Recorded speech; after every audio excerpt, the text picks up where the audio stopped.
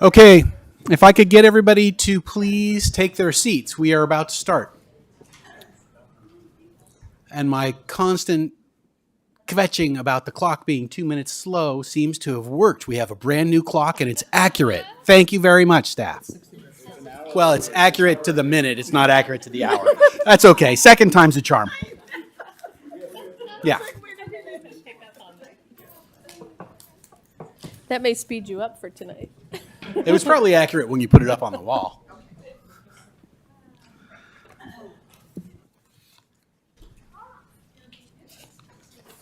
All right. So,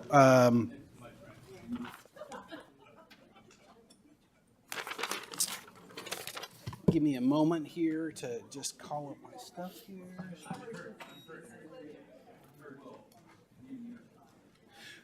All right. Melissa, would you please establish a quorum? Councilmember Lang. Here. Councilmember Meadows. Here. Councilmember Weinberg. Here. Vice Mayor Fliger. Here. Mayor Daley. Here. We have a quorum. All right, and we will now do the Pledge of Allegiance. So those of you who can stand, please do so.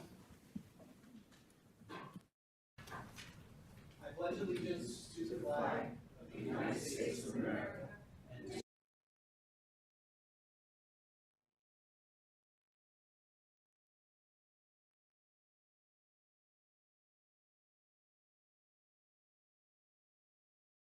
Okay, we had no closed session today, so there is no report.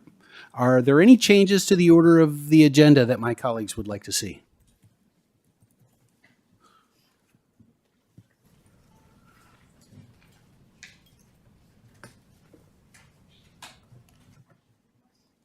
So I know we have a special item, but I don't see it on my agenda. And that should be next, correct? Yes.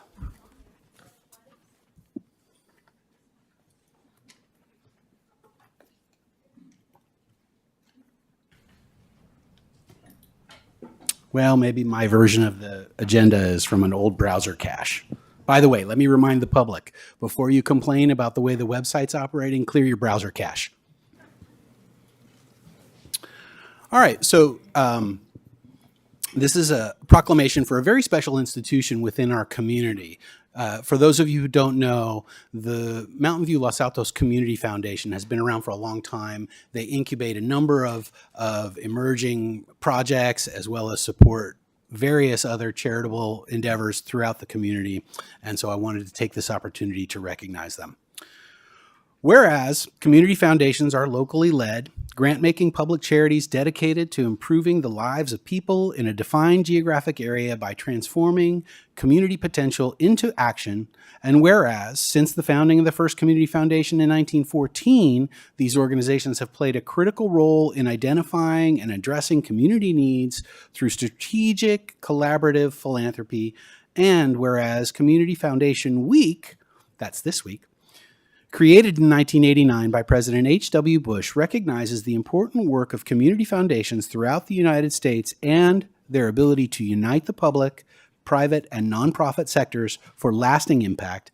And whereas the Los Altos Mountain View Community Foundation, LAMVCF, serves as the philanthropic hub for the cities of Los Altos, Mountain View, and the town of Los Altos Hills, providing leadership, resources, and partnerships to address local priorities and foster a vibrant, resilient community. And whereas LAMVCF has been instrumental in mobilizing resources for urgent needs, supporting wildfire readiness, affordable housing solutions, mental health services, youth programs, and the arts, while managing charitable funds with a steadfast commitment to transparency and stewardship.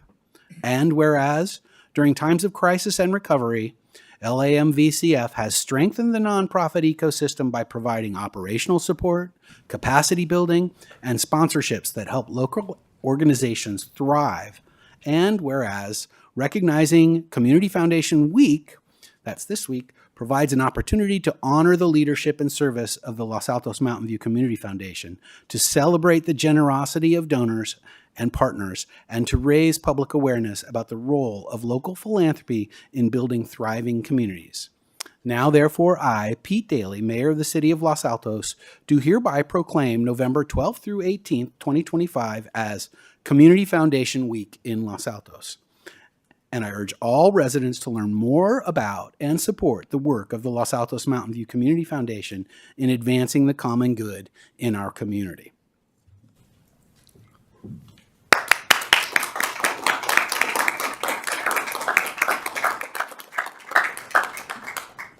So now I think we have Kathy Lira and we have Ms. Ing, I'm sorry, did I get your last name correct?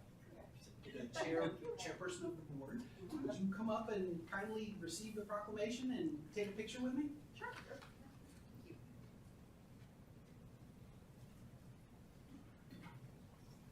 Get the city seal in the background. I'll stand over here. Thank you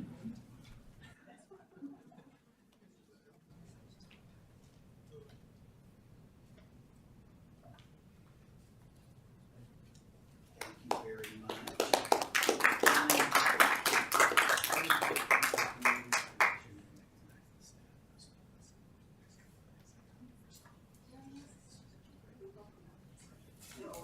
Good.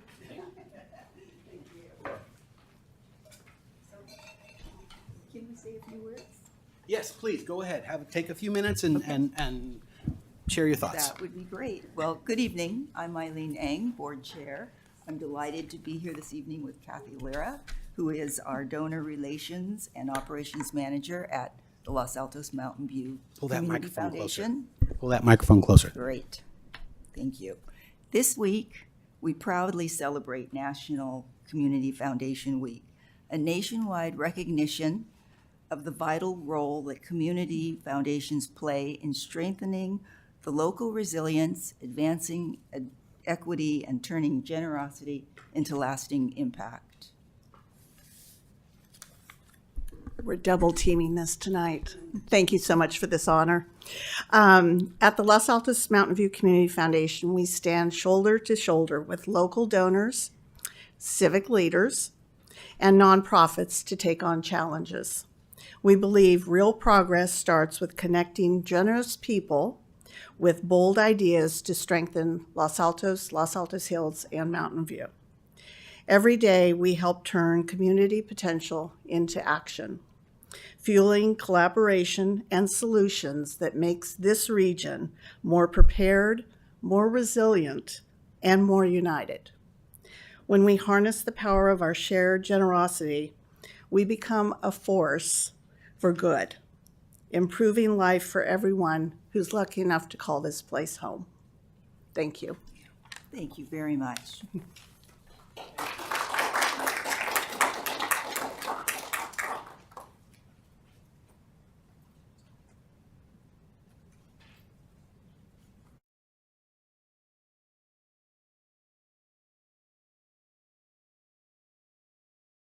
All right, next we'll go to public comment on items not on the agenda. Do we have speaker cards?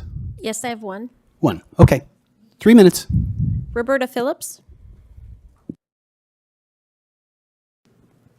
I'm sorry, I do. I have 3, actually. Okay. Hi, everybody. So, rumor on the street is that you're moving forward with parking lot 1 and 2, and that there's going to be a splash pad and $1 million donated, et cetera, et cetera. So, I would just like to, at this point, say that I think that it's really important for us to maintain our convenient, street-lined parking lots in Los Altos. I know for myself that I just paid my taxes and I have to go to the post office. I'm not going to go put thousands of dollars in checks into the mailbox that get robbed half the time. So I really want you guys to consider what you're doing. In Menlo Park, there's the council just in the last couple of days put on hold their plans for the parking lots because of SB 79. And I think that although we don't have the plans and we have more questions than answers, I think you should really think about postponing or delaying the idea of this project.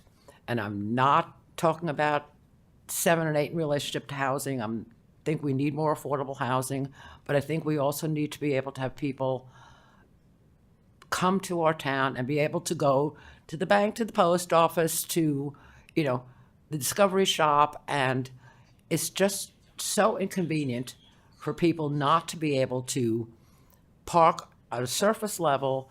The trees are turning beautiful colors now. Somebody just sent me some pictures. So I hope that you will take into consideration the direction that you're going, because I think a lot of the community members are extremely concerned. Thank you. Thank you. The next speaker is Joanna Steele.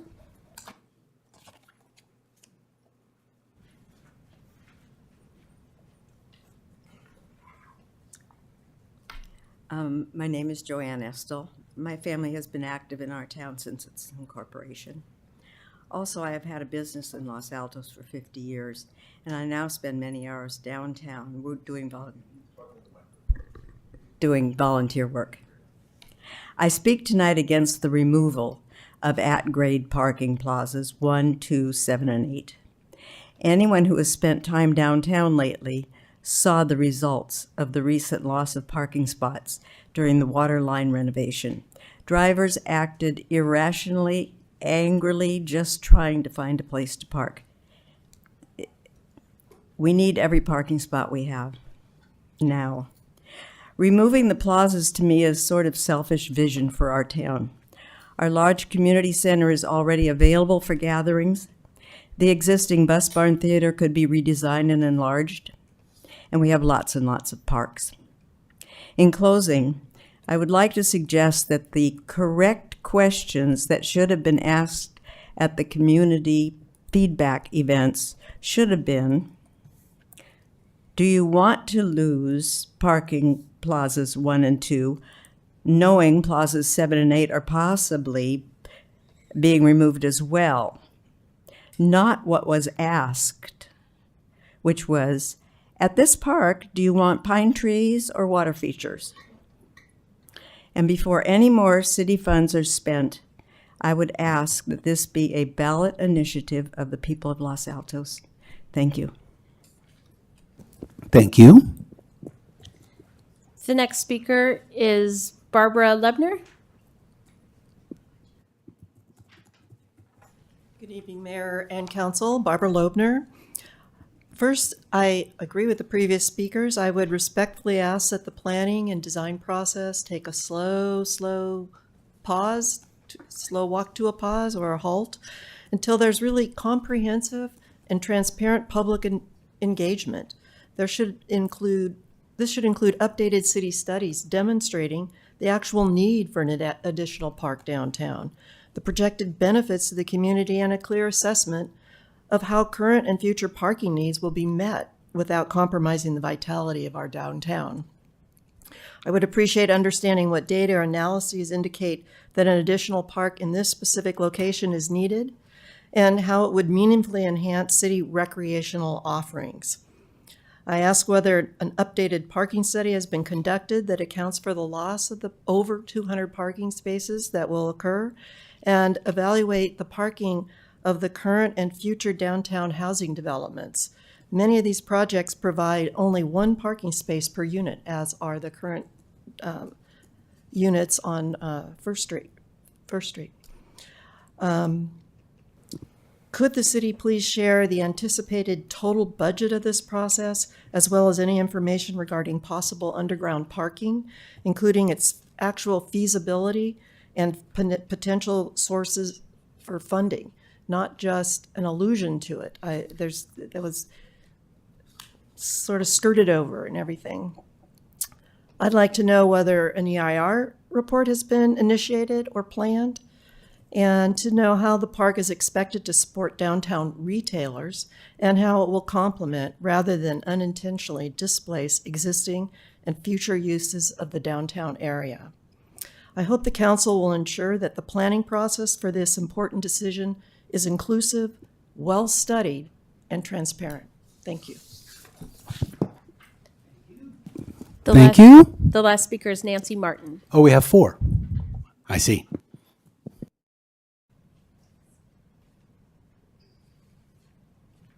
Hello, I'm Nancy Martin. I live in Los Altos, and I agree with the previous 2 speakers, so I'm not going to reiterate what they said.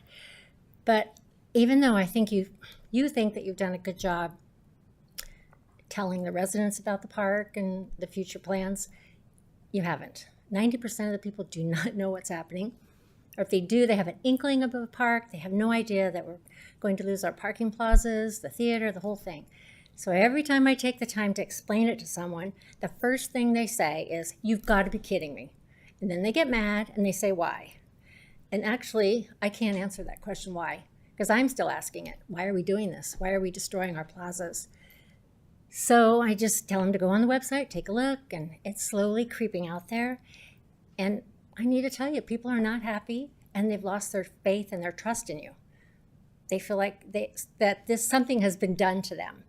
And I don't want you guys to look that way. So can we just slow down a little bit, just like they said, pause the project, let's do a better job, a better outreach, and let people know that this is happening, and then they can decide from there. Thank you. Thank you. All right. No more public comments on items not on the agenda? Okay.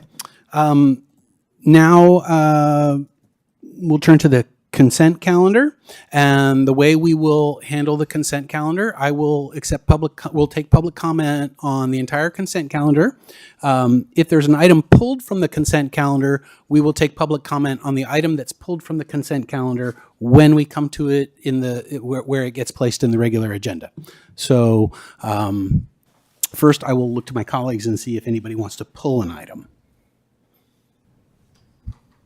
Okay. So public comment on the consent calendar, please. I have 3 cards. Roberta Phillips. Okay. We'll do 3 minutes each.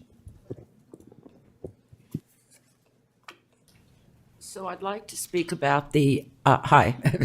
I'd like to speak about the MOU for the theater. And, newspapers have deadlines. And it seems to me that the first MOU was signed in 2021. And there hasn't been any progress in raising the money. I think that at this point also, it's on parking lot number 2, right where the post office is, which I just said in my last thing. I think it's the wrong place. I think the Bus Barn Theater should stay where it is. If it needs remodeling or updating, that's a good goal for them to achieve. But I think it really needs to be pulled from the agenda and have people have discussion on this. It was a problem, obviously, with the notification for this meeting, which was not your problem. It was the company that you hire to send out the notification. And I think that you should either discuss it again when more people are aware of it, or discuss it tonight, because I think it's not a good idea to place the theater there where it's planned to be placed. Thank you. Thank you. The next speaker is Barbara. Barbara?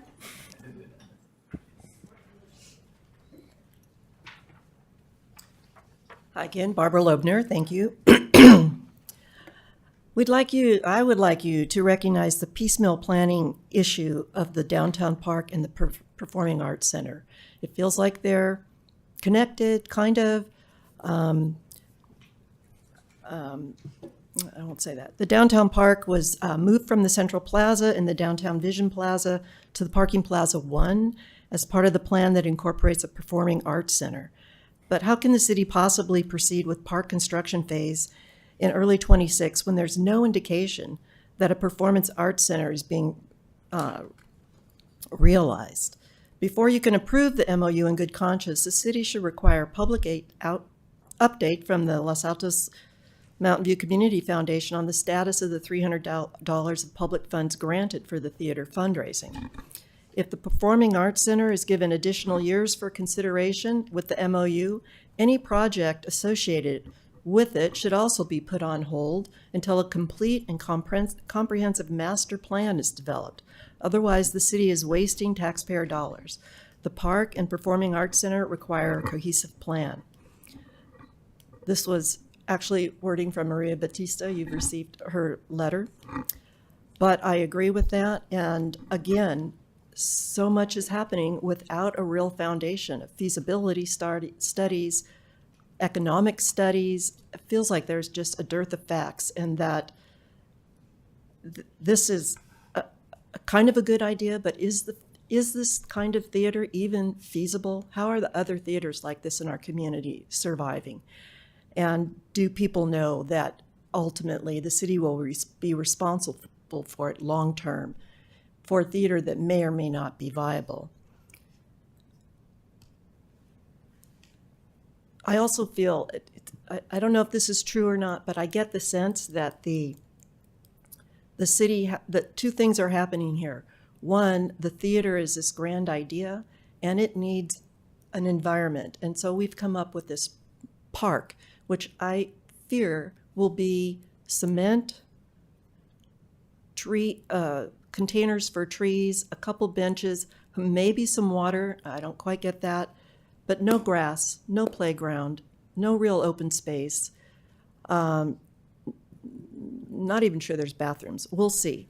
And that to some degree, this park impact fund that's coming in from development is sort of burning a hole in the city's pockets rather than being managed in a long-term, well-thought-out, designed, studied decision. I would appreciate that. Thank you. The last speaker is Nancy Martin.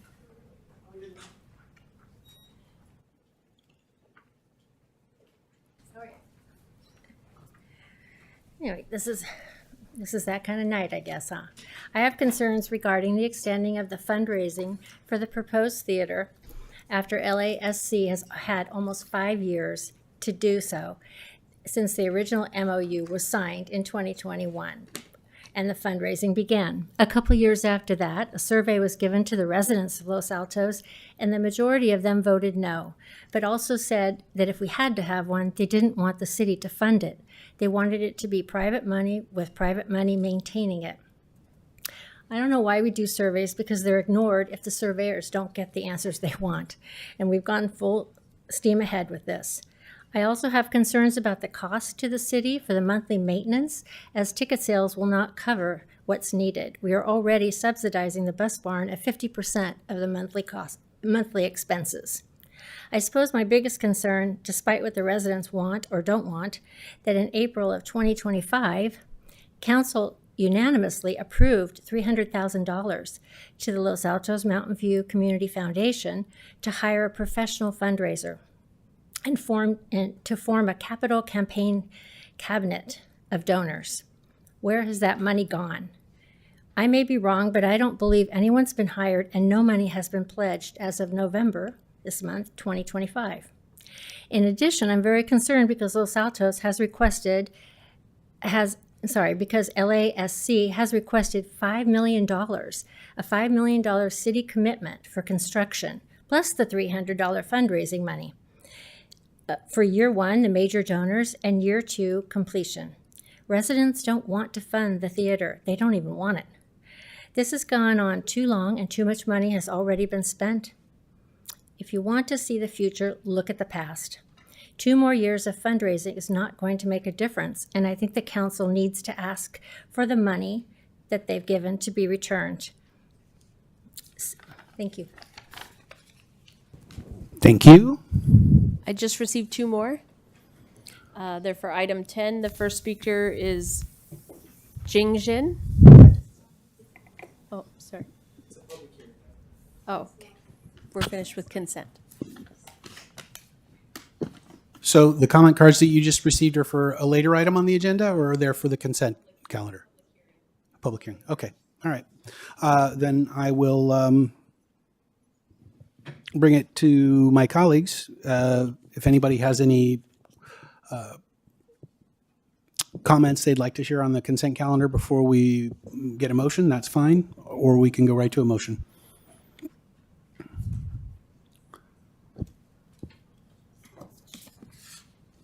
I'll make a comment or two. With regard to the extension of the theater MOU, I think there's a couple of things that people should be aware of. An important change, for example, is the language pertaining to the parking plaza has been modified so that the city has flexibility to move away from Plaza 2 if a more coherent and appropriate design and plan comes together and the funding is there for the theater. It may be on Plaza 2 if that's what's determined to be best, but as part of the public outreach process and the planning process and what will inevitably be many more meetings, we will have the flexibility under the new MOU to maybe end up with the theater on Plaza 1 and the park on Plaza 3 or something along those lines. Who knows? So that's an important change to the wording that I think everybody should understand. I also want to correct the record that somebody has been hired for fundraising and they are in place and they are doing the work. I've met with them. Several people have met with them. And that was an important indicator because the willingness of professional fundraisers to take on a project of this nature is the first indicator of its viability. On the other hand, if a credible fundraising expert wouldn't take the job, then you'd have a pretty good indicator that it would be unlikely to raise the money. I'm not saying that having the right fundraiser is a guarantee that the private money will be raised, but it is a good indicator. It's a better indication than our gut feelings. I will also say that with regard to how these projects go forward, we are intentionally decoupling them. One of the reasons to change the wording in the MOU about the theater is so that there isn't a sort of preordained linkage between the park and the theater. They are separate projects. They will proceed separately. They may not both come to fruition. For example, if we don't see the private funding for the theater, that won't come to pass. So I just wanted to clarify those things and draw attention to the one aspect of the theater MOU. That said, I will entertain a motion to pass the consent calendar. Mayor, I move that we pass the consent calendar, items 1 through 11, if I have the numbering correct. Second. Okay. City Clerk, will you call the question? Councilmember Lang? Yes. Councilmember Meadows? Yes. Councilmember Weinberg? Yes. Vice Mayor Fliger? Yes. Mayor Daley? Yes. Motion carries.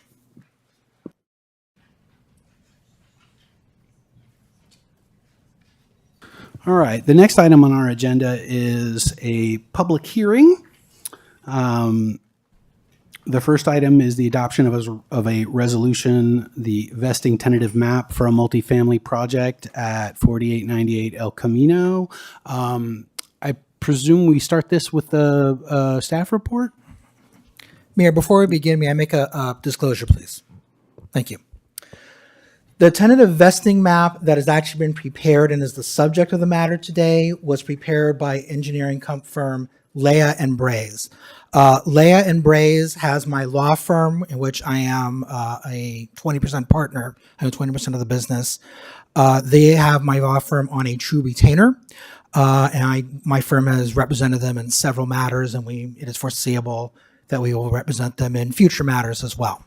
I have discussed this matter with the city attorney. The city attorney has opined that I do not need to recuse, but I do want to make a public statement disclosing that I do have this relationship. However, with respect to the matter that is in front of the council tonight, I have not spoken with anyone at Leah and Braze about it. I have no information about the vesting tentative map other than what is in our packet and what was in the packet that was presented to the Planning Commission earlier this month and the deliberations that were in front of that commission when they met on November 6th. Thank you. Thank you. All right. So, Sean, are you going to do the presentation for this one? Yes. Great. Have at it. Let me.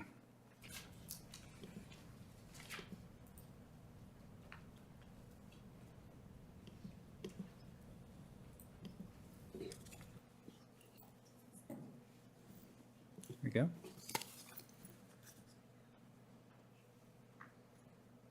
Should be on the screen. There it is. Good evening, Mayor Daley and council members. My name is Sean Gallego, Senior Planner with the Planning Division. The item before you tonight is consideration of an application for a vesting tentative map at 4898 El Camino Real.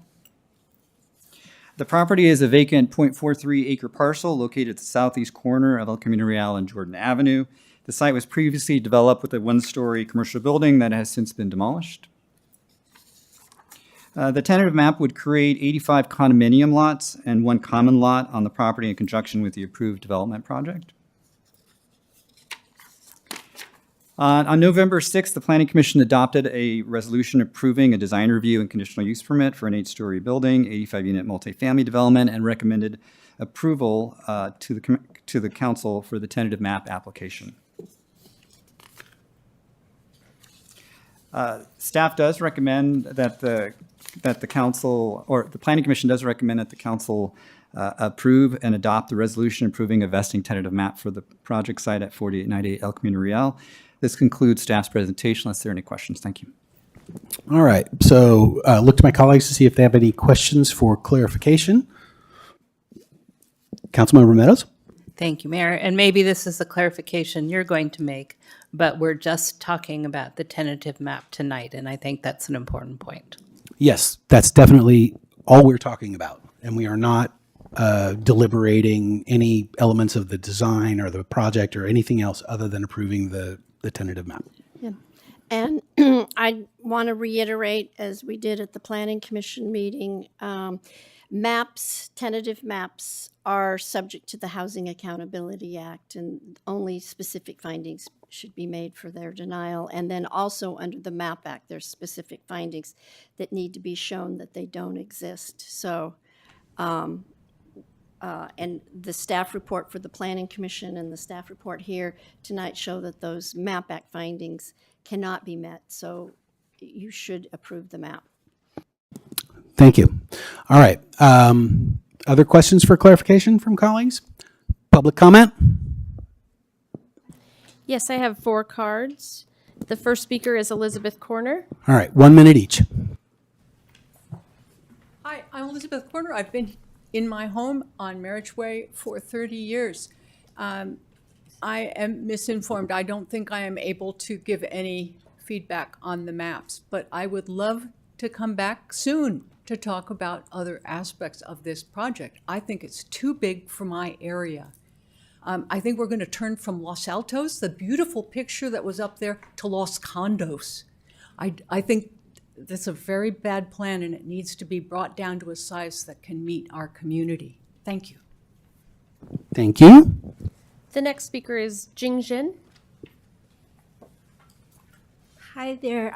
My name is Jing Xing. I don't quite understand about the process of the reviewing of the map right now, but I do question why this project is still during the appealing process, but it can be reviewed tonight. And I do have several questions regarding this project, and I want to make them heard here. The first one is that how was this project approved with so much incorrect information in the report? There are some very obvious errors which you don't need to be an engineer or have relative work experience. As long as you can read, you can tell like right from wrong. For example, there's no walkway on Jordan Avenue. How can it state there's paved sidewalk? And then, like, the study completely ignored the school peak hours when hundreds of students walk and bike on Jordan Avenue twice a day for school. The traffic flooded in and squeezing the Thank you. walking space. Thank you. Okay. The next speaker is Hui Zhang. I just want to let everybody know, too, if a minute isn't enough time, please send your comments by email, too, because I promise you, we not only read them, but a lot of times we read them several times through, or at least key paragraphs. We can really get into the meat of them. And sometimes with the public comment, we don't have an opportunity to really absorb it as much. So please do also send the email and let us know what you were going to say that we didn't get to hear tonight. Thank you. I appreciate that.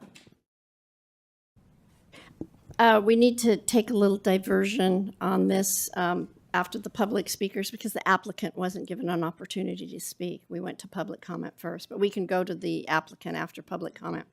All right, we'll go to the applicant after the public comment. So Hui Zhang, you're welcome to speak. Hi, I also live on Jordan Avenue. So for this, I read through all the material and some mistake are very obviously if you live there. For instance, for the traffic report, it miscount some intersection. Like everybody knows, it didn't count the peak school hours, but there are 2 schools nearby. Like there are kids and students are all there. There is no sidewalk. And the loading area things now, even now with the construction truck parking there, I cannot turn right. I was like kind of killed there. I cannot imagine after they build like 8-story and with so many residents, how can I get out? And also, I'm wondering, is there any fire truck can save the fire for the 8th floor? Is there anything happened before? As it's high, it's significant, but then there is no other action on that. Thank you. And we're still receiving some, Mayor, just so you know. The next speaker is Yanhua Mao. Hi, Councilman member. My name is Yanhua. I'm a resident on Ridgeway, and I oppose this measure, and I think it's moving too fast. When the project was approved 2 weeks ago, the public was only given 3 days to read 143 pages of technical designs, and there's not enough time for us to understand all the details, to come up with counter proposals. And during the meeting, public's voice was actually not heard, and we were cut with only 10 minutes of speaking and 1 minute each. In short, I think we are moving way too fast on this project. I would ask the council members to consider slowing down and wait for the appeal to resolve before we move forward. Thank you. Thank you. The next speaker is Han.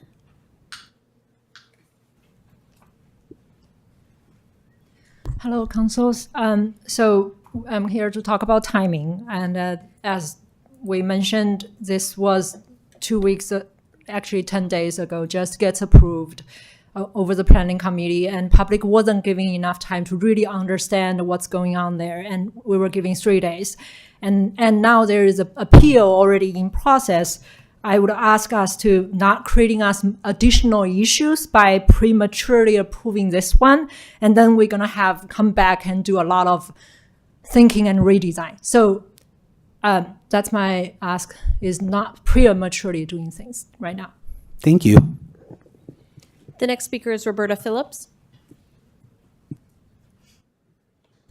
Hi. So an 8-story building is sort of really, really shocking. And I know that you guys are between a rock and a hard place because of the state laws. But that's why they pay the big bucks, to come up with solutions. Because we're a semi-rural town, that we're the suburbs. We don't want to be urban. Everybody keeps saying urban, but that's not what the community wants. And I think you need to take that into consideration when you move forward with these projects of, is there a better solution than, just taking what is defined in a general plan and hopefully will be defined again in our general plan as a semi-rural, lovely, tree-lined community with neighbors who love Los Altos. And that's why we're here, because we love Los Altos and we want to keep the things that we love. Thank you. Thank you. The last card I have is Janine Valadez.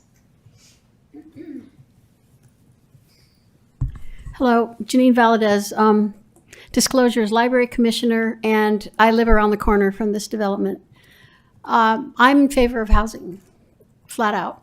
So there's that disclosure as well. However, I want good planning, so obviously the design will take into account things like sidewalks and access. On the other hand, when it comes to parking, I believe that people self-select. If you put a lot of parking in or keep the street lanes, including ECR, ready for cars, then people that have cars will live there. If you don't allow that by putting in lots of bike lanes, protected bike lanes, and people will say, I don't want to live there, and a different kind of person will live there, those that like biking and walking, so they kind of self-select.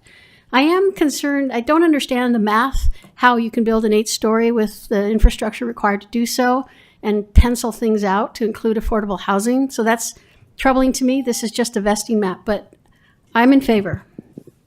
Thank you. Okay. It's a question of staff. Yes, and then we're going to hear from the appellant. Thank you. So go ahead. Question for the city attorney.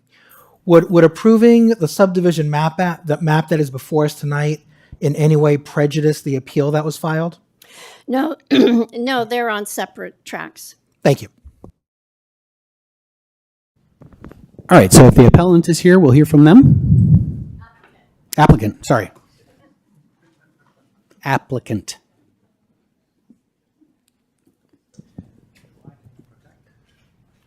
Is there ability for me to project? Yes, you could. You just have to log in. You have to go to the agenda. Sorry. It's the same as the commission meeting. Sure. Sorry. That's okay. Go to losaltosca.gov.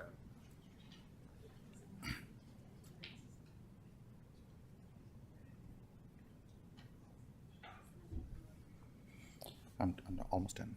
Okay. I'm in the meeting. Just raise your hand on the.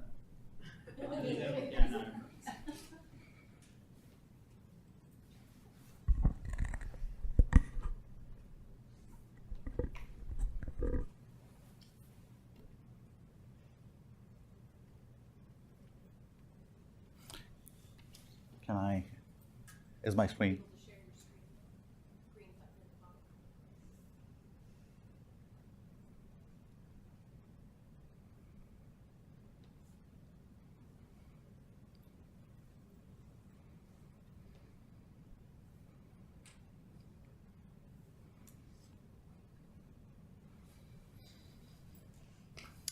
Good evening, Mayor Daley, council members. Thank you for giving me an opportunity to be here and present the project. I wanted to start with giving a quick timeline on the project. I live in Los Altos. I've been a Los Altos resident since 2011. My kids have gone through Los Altos school system. My son graduated recently and went to college, and my daughter is at Covington Elementary.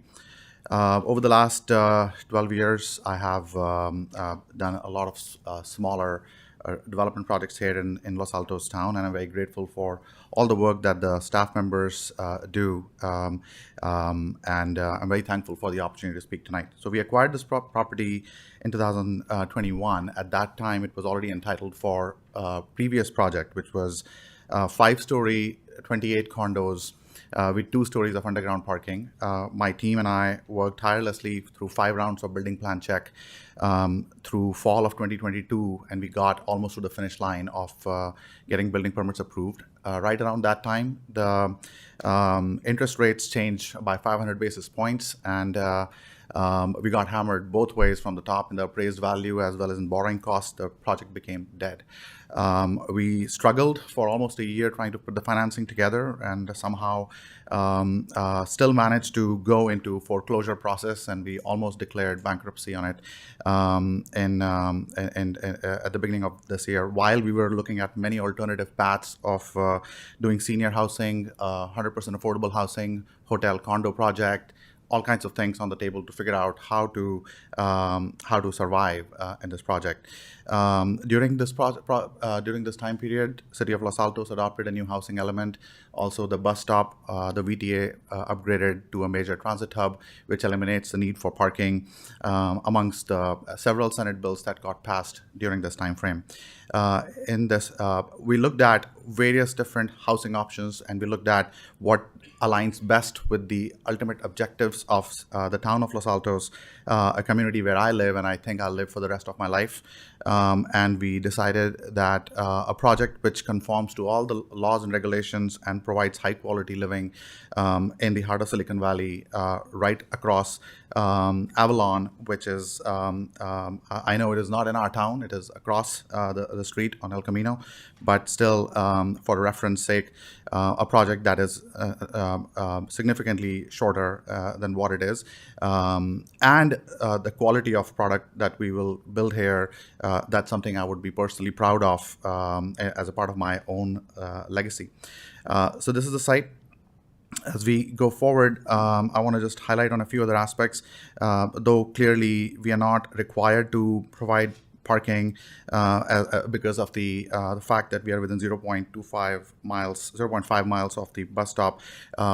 We are providing 95 parking spots in automated puzzle parking system, which is a system that I have validated personally with the same company which is doing a 400 car parking for a developer in LA for the second time, for whom they've already done a 200 car parking with the same exact system. We have evaluated multiple systems, and living here in the heart of Silicon Valley and being an engineer myself and talking to many different systems and companies, I really believe it is a system that will deliver high quality experience to the residents as well as the community, because it does eliminate a lot of the issues and concerns that you have heard either through this process or through the appeals process.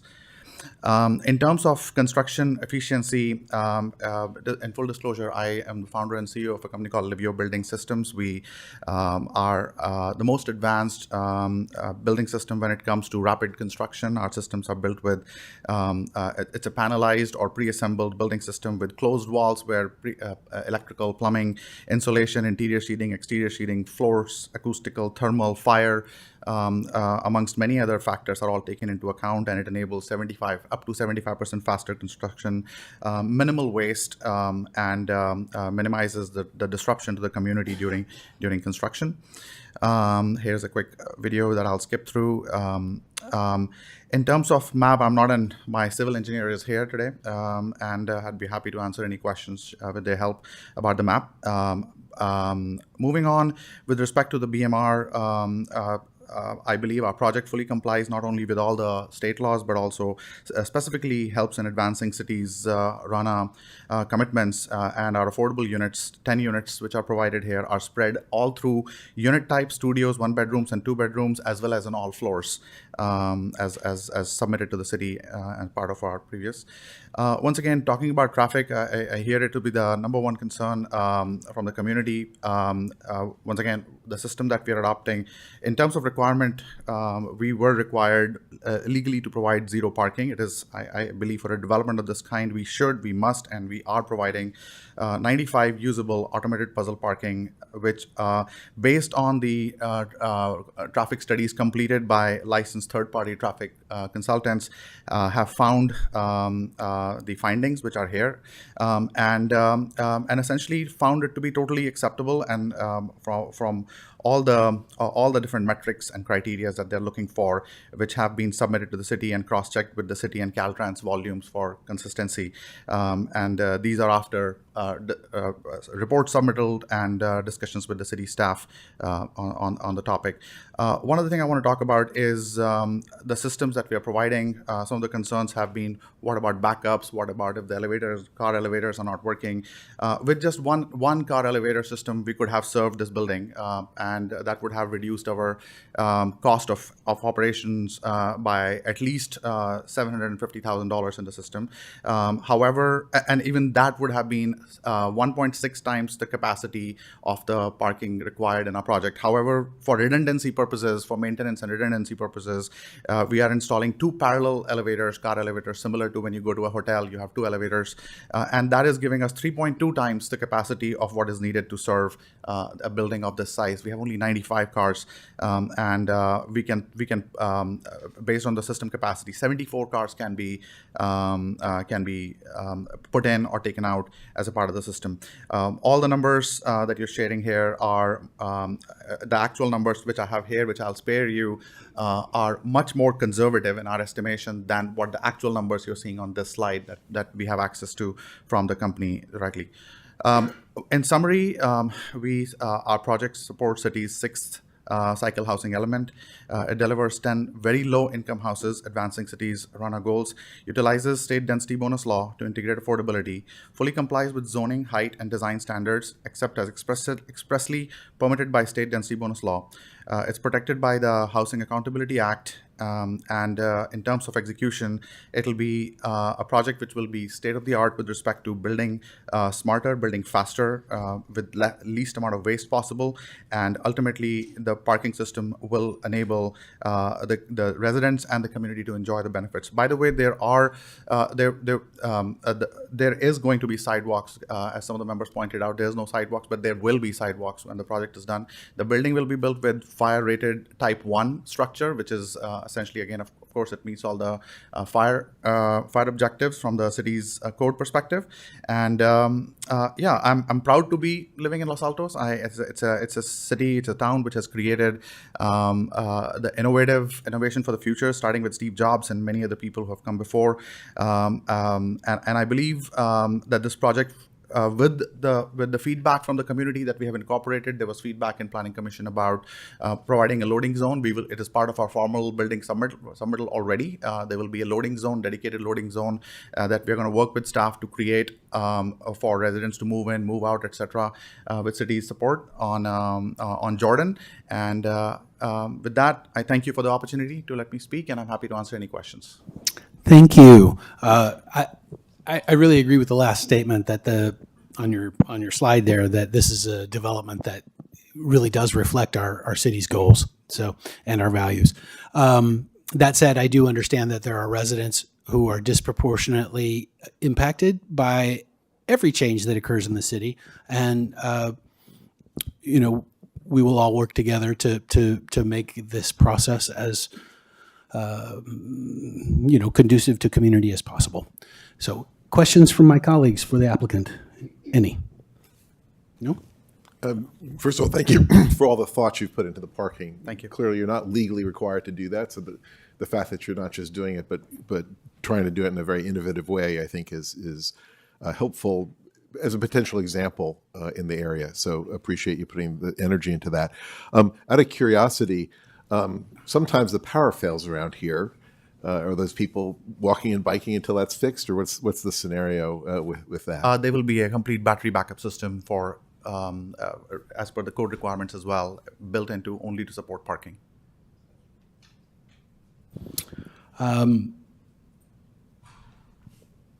Councilmember Weinberg, do you have questions or comments? No, but I'm ready for comments if you're willing to entertain those now. Yeah, let's bring it back to the dais for discussion. Okay, thank you. Yeah, you can go first. I'm very disappointed with the presentation because it has nothing to do with the issue that's in front of us tonight.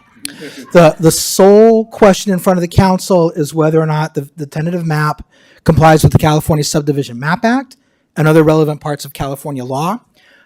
Staff believes that it does. Our city attorney believes that it does. No one has brought any evidence in front of us to suggest that in any way it does not.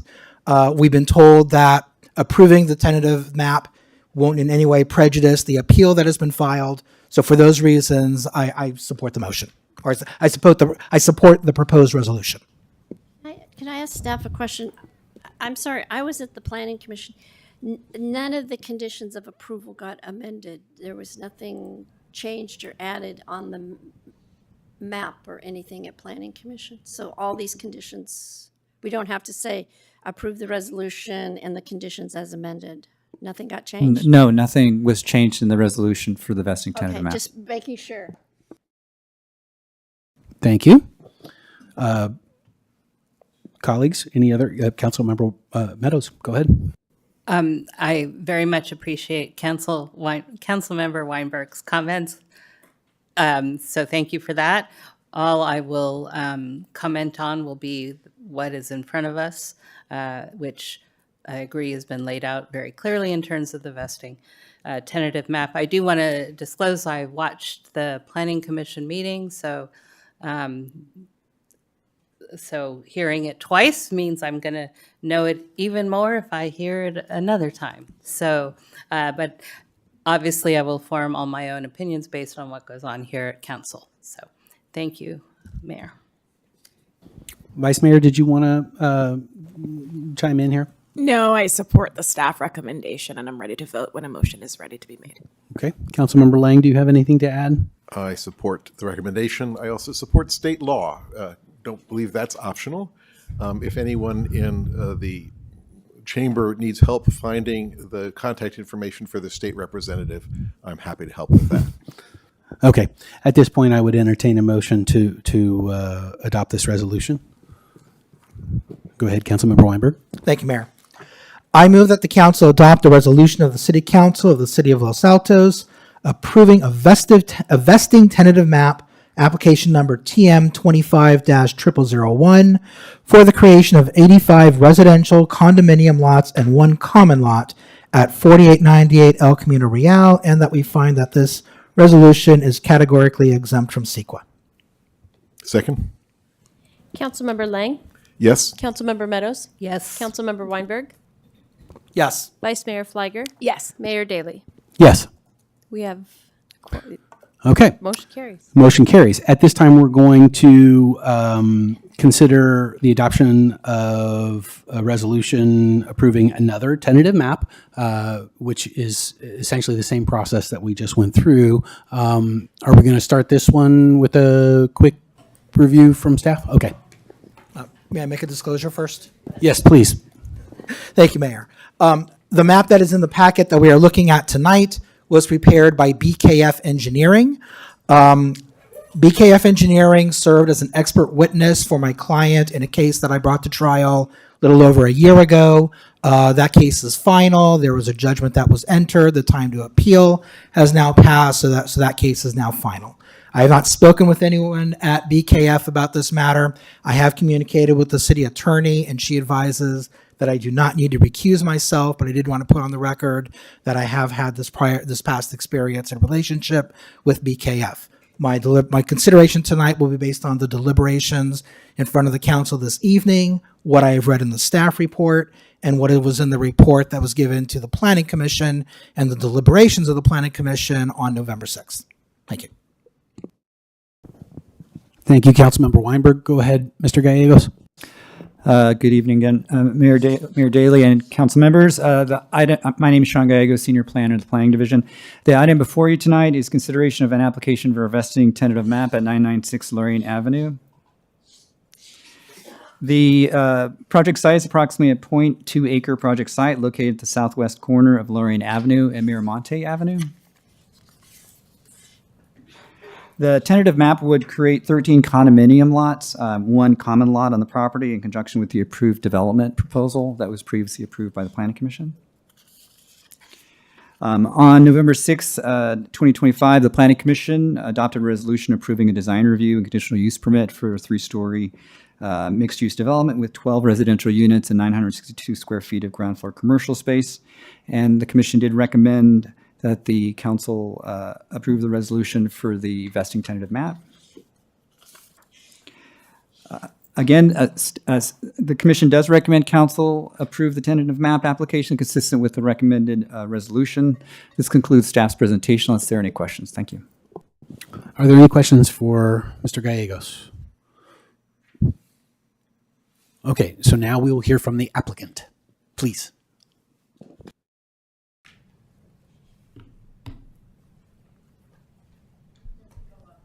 I know.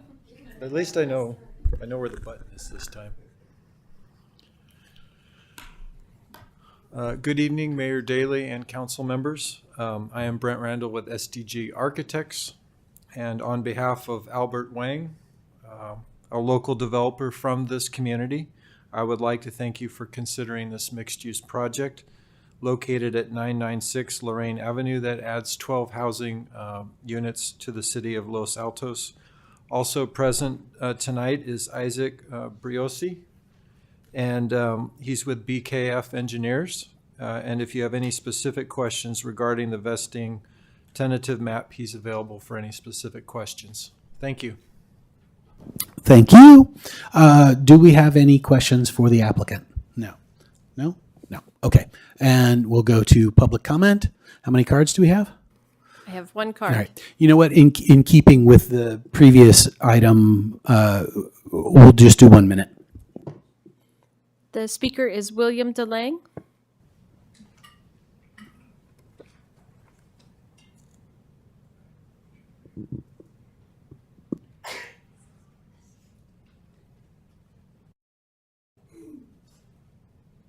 Good evening, council members, mayor. The same item came up. My name is Willem de Lang. I've had the pleasure of living in Los Altos for 38 years, and my wife and I are very much proud of the community, and we like living here.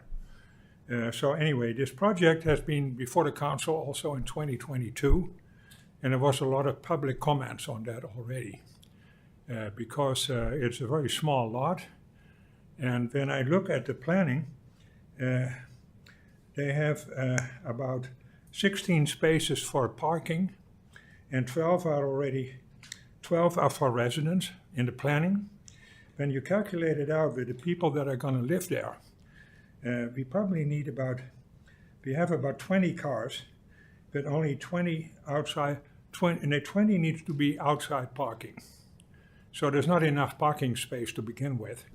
The location is such that it's across the street from the post office. The post office already has a lack of parking. A lot of people are these days parking on Miramonte, so it will even be more crowded there. It's out of... Thank you. Yeah, all right. I'll send you an email too. We have another card? Yes, we do. Then Henry Moore. All right. 1 minute, Henry. My name is Henry Moore. I live at 1436 Miramonte.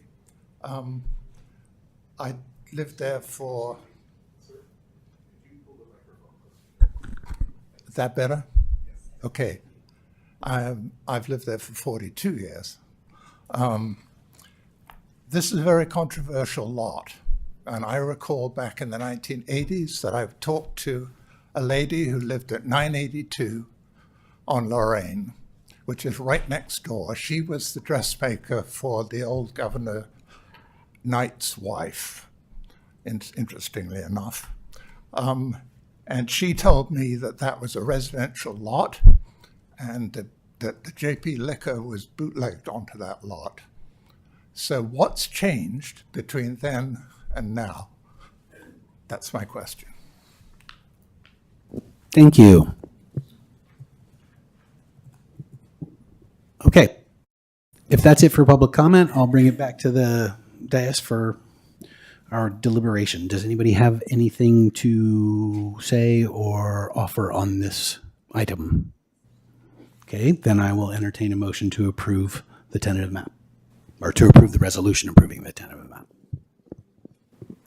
Okay, Mayor, I move that we adopt a resolution approving a vesting tentative map, application number TM 0005 for the creation of 13 condominium lots and 1 common lot at 996 Lorraine Avenue, per the recommended findings and conditions of approval, and find the project is statutorily exempt from environmental review pursuant to PRC Section 21080.66. Second. Councilmember Lang? Yes. Councilmember Meadows? Yes. Councilmember Weinberg? Yes. Vice Mayor Fliger? Yes. Mayor Daley? Yes. Motion carries. All right, so the next item for public hearing is the introduction of an ordinance for the review and renewal of Ordinance 2023-489, approving Los Altos Police Policy 709. And it looks like we are fortunate enough to have Captain Kraus with us tonight.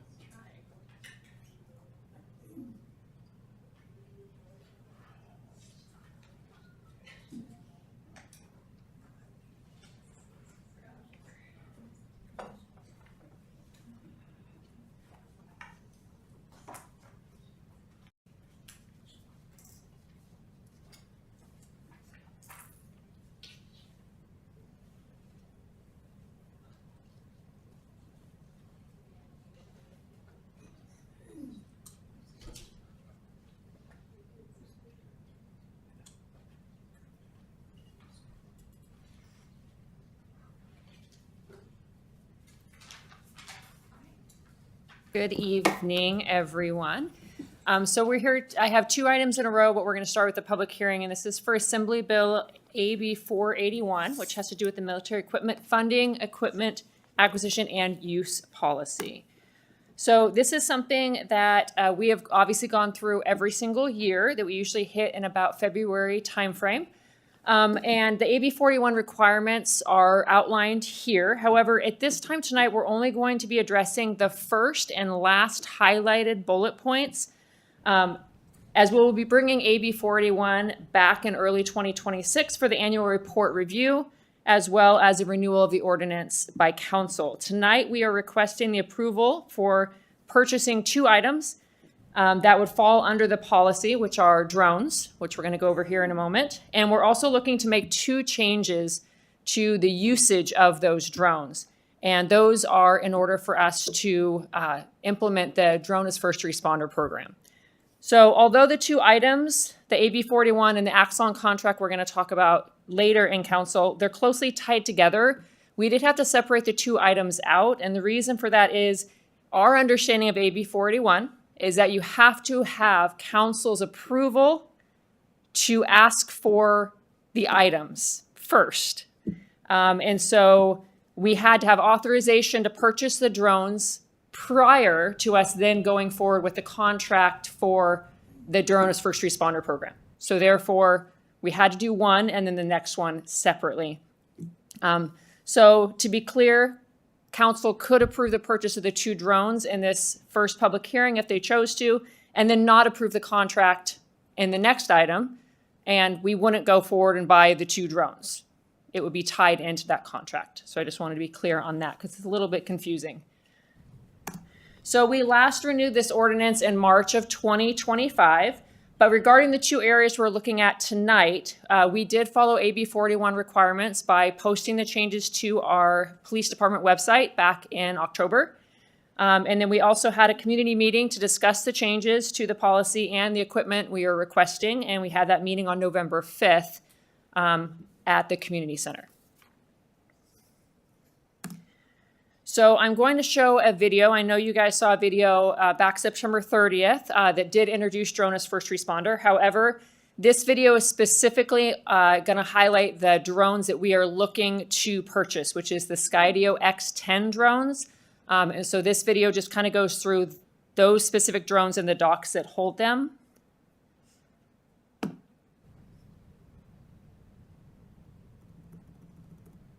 And of course, the volume's not going to work.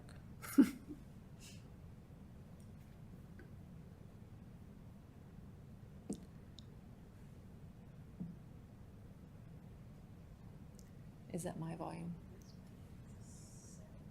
On.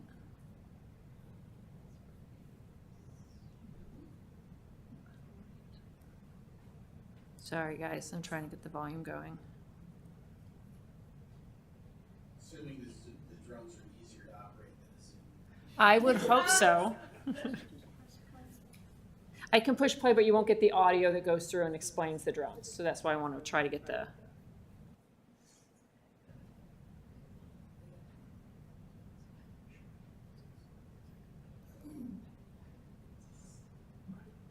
audio won't work.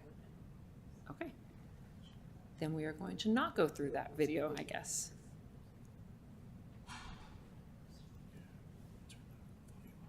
Okay. Would it work from another computer or something else? I am not sure if it would work on someone else's. I believe it's a setting that we have disabled on the back end that I'd need to look into for a little bit before I can.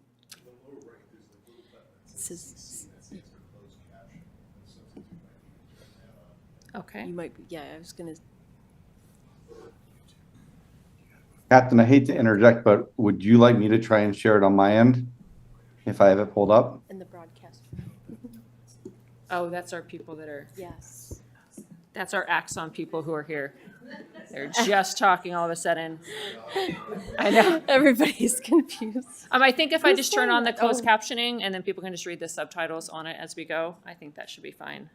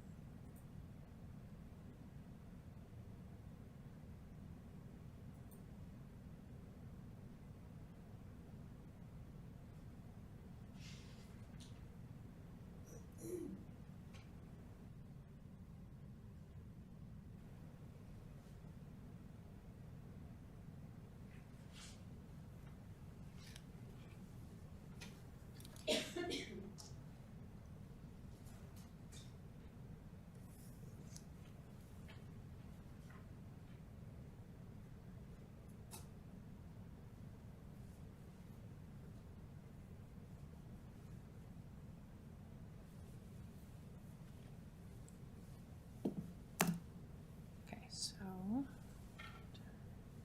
pass this. Sorry about that not working.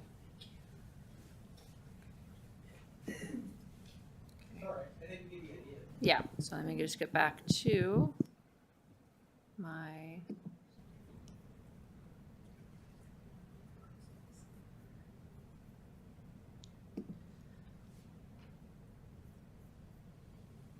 Can you help me, John?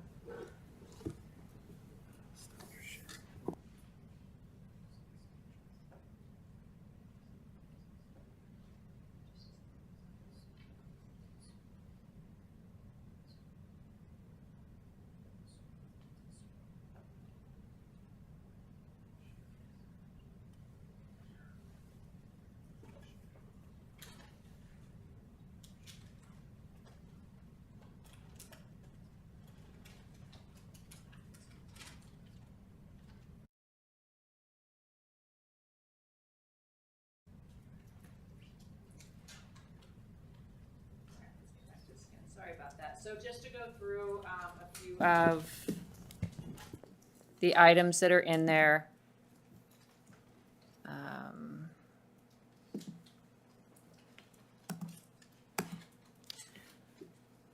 So the specific drones that we're talking about are Skydio X10 drones.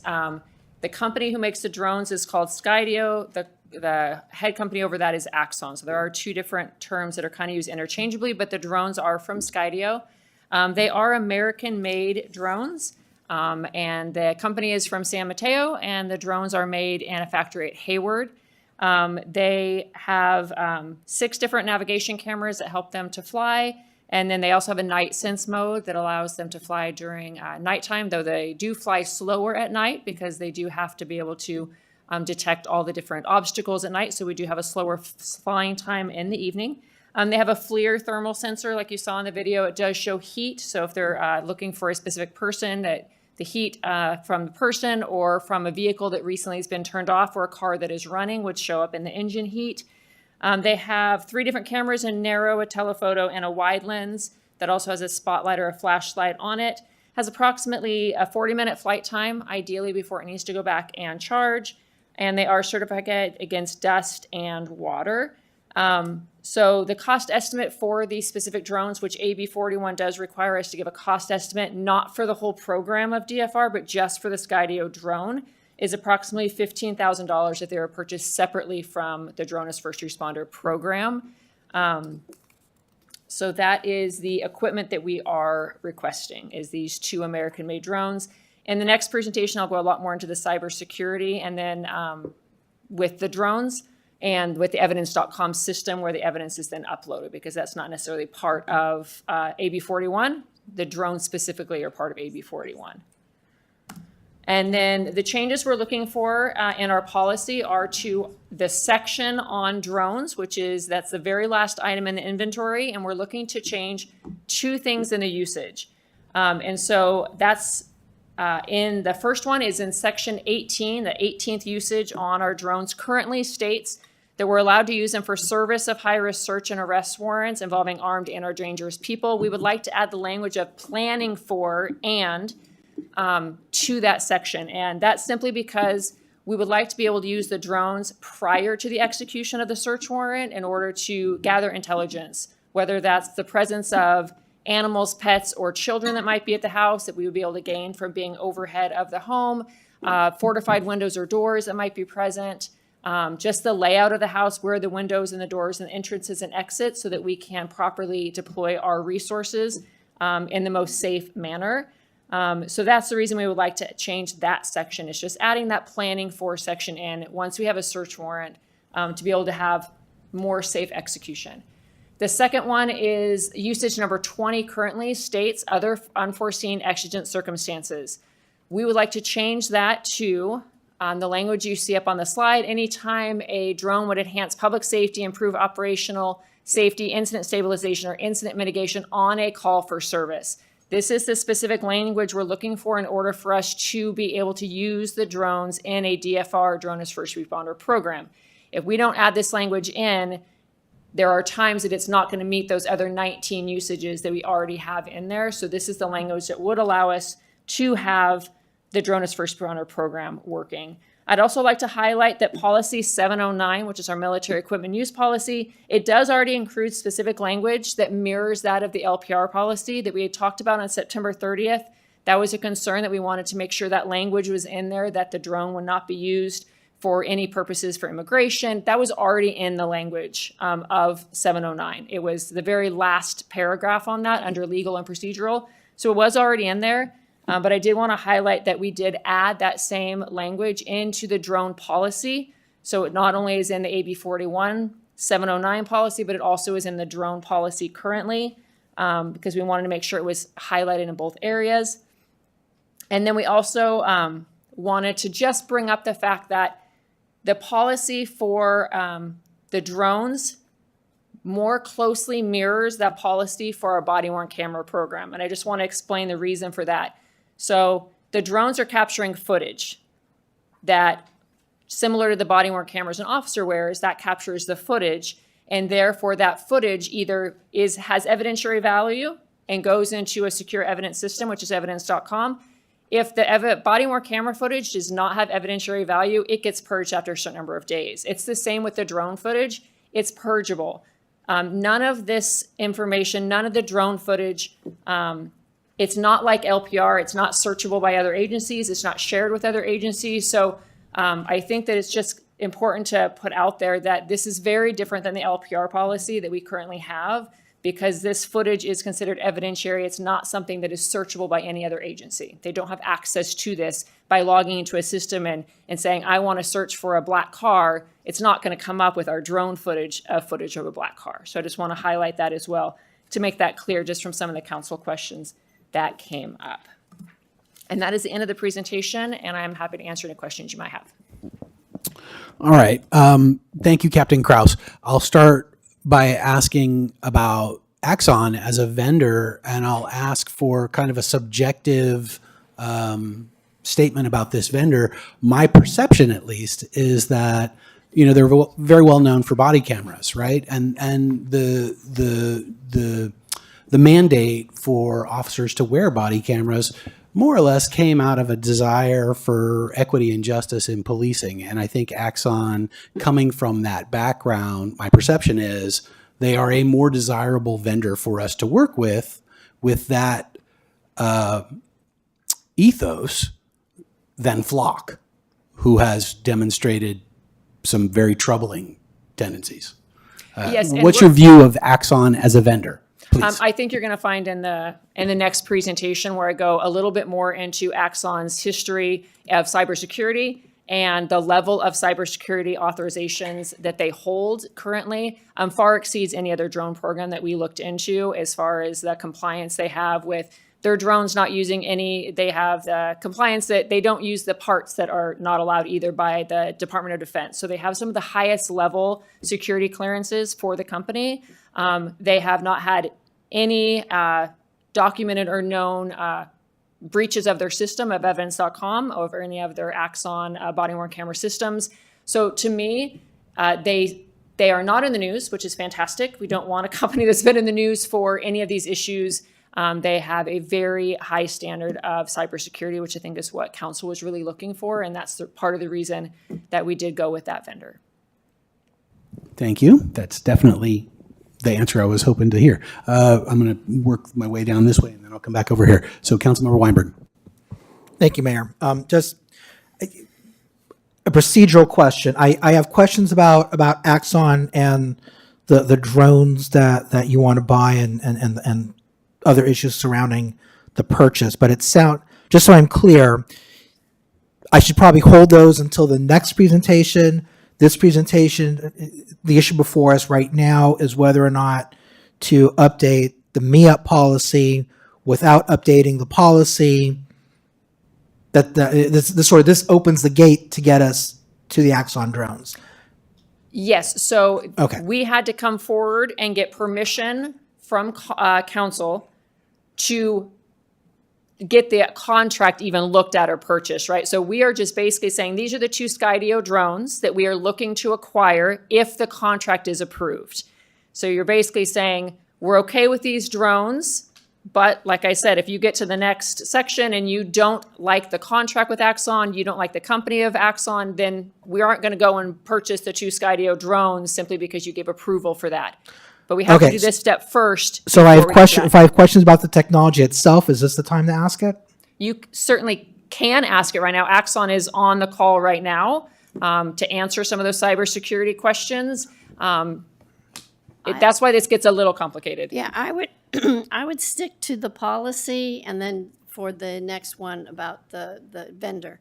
So renew the policy, make those changes so we adhere to 481. Prior to purchasing, we've reviewed and renewed our ordinance, and then at the next hearing item, talk about the cybersecurity stuff. But if you have questions about the specific, something about the drone specifically that they can answer before you're going to be okay with us purchasing these specific drones, then I would think that would need to be asked now. Okay. So it's my understanding that if we go through with the purchase, we're going to own the drones and the supporting equipment. And the drones will be replaced in 2.5 years, I believe. Yes, we will be going over that. All They right. do a refresh at year 2.5. So are we paying another, essentially, are we paying $30,000 every 5 years, or are we paying $30,000 every 2.5 years? So the cost of the refresh is all built into the drone, that contract that we're going to go over. That includes the refresh at year 2.5. It's part of it. So we're not paying $30,000 now for the drones and then $30,000 more later. It's just part of the whole package that includes the refresh. So it's not like we can't in year 2.5, we can't say, hey, we kind of still like our drones that we have and they haven't been fully outdated yet, so we're just going to keep them, and then we get that $30,000 discount. It's all built into the 5-year contract. The refresh is part of that. Great. Okay. And then I understand that the data will be stored on evidence.com, which is the same process we're using for our body cams. Is that right? Yes. All right. Are we locked into using evidence.com, or if for some reason we decide that we have a problem with that particular company, is there an alternative that we would be able to use, or does this technology lock us into using evidence.com? I would need Axon to answer that question if they want to jump on, because I'm not 100% sure about that. Hey, Captain, this is Chris Morton with Skydio. To answer that question, we have our own Skydio cloud, and so that's the alternative mechanism for storing the data. So if you didn't like evidence.com or something happened that you weren't happy with evidence.com, there is a Skydio platform we could use as an alternative. Okay. But those are the two alternatives that we have in terms of data storage. Yes. Okay. Is that also true of our body cams? I'm going to defer to Axon on that, because Axon, the vendor, and evidence.com is their system. So I don't know if Adam Smith from Axon can answer that. Happy to answer that, Captain. Yes. So when it comes to the body cameras, yes, evidence.com is the spot where all the evidence is stored. At that moment, if a department wants to pull it off evidence.com and put it on personal computers or a server, they can do so. But yes, all body camera footage and evidence goes into evidence.com. Okay. Thank you very much for that clarification. I appreciate it. Of course. Thank you, Mayor.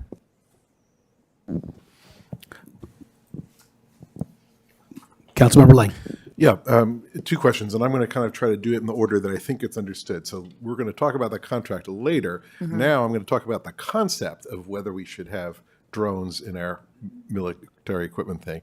So two questions towards that. One is these conceptual drones.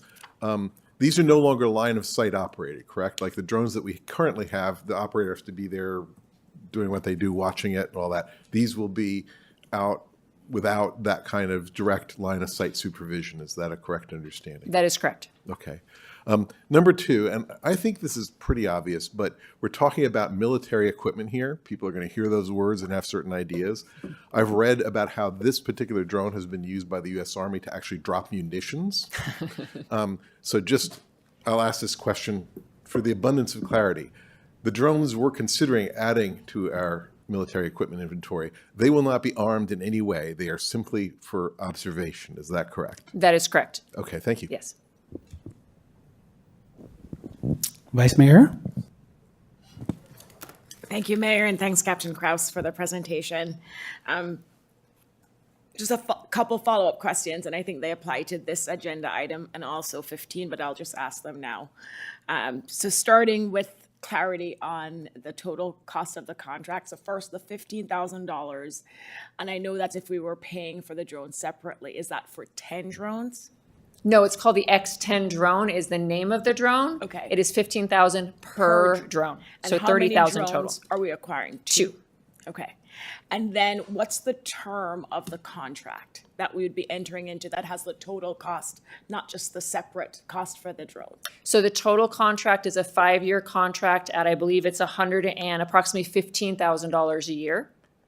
So $15,000 a year. $115,000 a year. $115,000 a year for 5 years. For 5 years, which comes with the drone, the dock, the software, the support, and the refresh, and all the evidence storage as well. And the refresh would be after 2.5 years. Yes. For another additional, basically replacing the 2 drones.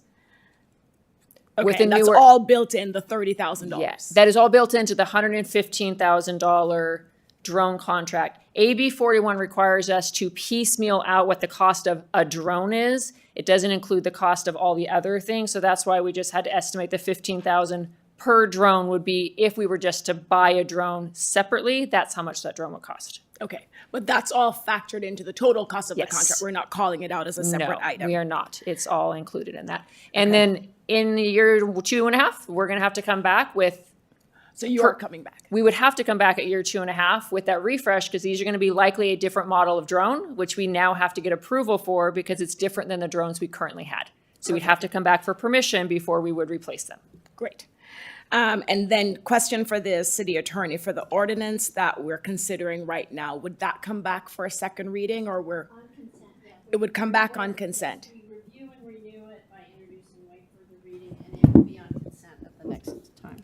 So hypothetically, if someone were to pull that item from consent at the next council meeting, and for whatever reason, new information comes to council between now and the next meeting, and the vote is not to then do that second adoption, what would happen to item 15? Because based on what Captain Krause is saying, 15 is dependent on 14, and I feel like we have. Yeah, it would delay entering into that contract. Okay. Because the language in 1481 is pretty clear. The law enforcement agency shall obtain approval of the governing body by ordinance adopting a military use equipment policy at a regular meeting. Then it goes on, and then as applicable. And then prior to engaging in any of the following, and then requesting military equipment made available pursuant to a code section, seeking funds for military equipment, including but not limited to applying for a grant, soliciting or accepted private, local, or state funds, and then acquiring military equipment either permanently or temporary by borrowing. So it does say before we do it, we need to have our ordinance back, and we need a policy. I figured. So, and I assume if council approves and adopts the ordinance tonight, that will come back at our next council meeting. And so that if it's approved then as well, then Captain Krause and the chief can move forward with the contract. I would just want to make sure it's clear that it actually isn't after tonight. There has to be a second reading. Next question, Captain Krause. On the language proposed for number 20, the revised language, what's the current, so the exigent circumstances, I know that's a legal language and there's a lot of case law defining what that means. And now we're proposing, I actually think if you look at the case law, what you're spelling out is what it would actually mean when you define exigent circumstances. But I'm curious, what is the current review and approval process before we launch the drones to say, you know, whatever criteria you have there, you know, the stabilization, whatever language you have there, what's the review and approval process to say it meets one or more of those criteria in order to take the next step? I'm not sure I understand the question. So if you pull up the slide Yes. with number 20. You're challenging me here, council member. I'm not really Maybe good Mr. with this. Maginot can help. This one, which I need to get back to share again. Oh, Why does it keep going away? There we go. Okay. Not that one.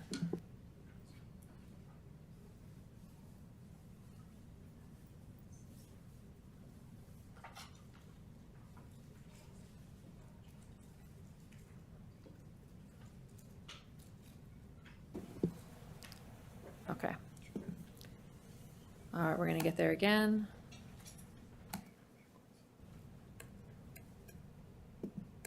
That one.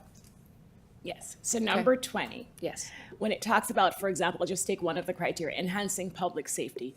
Who makes that determination that by deploying it, it actually will enhance public safety or improve operational safety? Who's making that call? In the That's going to be part of our training program that goes out. So we're only going to be using it for active current calls for service that are happening, right? So that's going to be part of the training program that goes into place. It's kind of that same thing we talked about with the cameras being at 45-degree angle, right? That's not going to be written into our drone policy, but that's going to be part of our training protocol and our SOPs, our standard operating procedures, is when it will be deployed. So it's not going to be deployed out for a cold hit and run incident, because that's not something that's happening currently that we need for operational safety. And so that will be part of our SOPs, is which types of calls are they going to be used for and which types of calls would it not be appropriate to be used for. And so that will be how that is determined. So it has to be something that's actively happening with a current suspect, current incident that's going on right now would be when that drone would be useful. To outline it all very specifically and say it can only be used for these calls in the policy is very limiting. Same with that camera being down. Our intention is to have that camera up while it's flying to a call for service and then drop when it gets there. However, I'm not putting that in the policy that it shall be up, because there might be an incident where the suspect or the vehicle has fled, and now our officers might need to drop that camera earlier than a quarter mile away in order to start looking for that suspect or that vehicle. So we don't want to be locked in with writing it in the policy.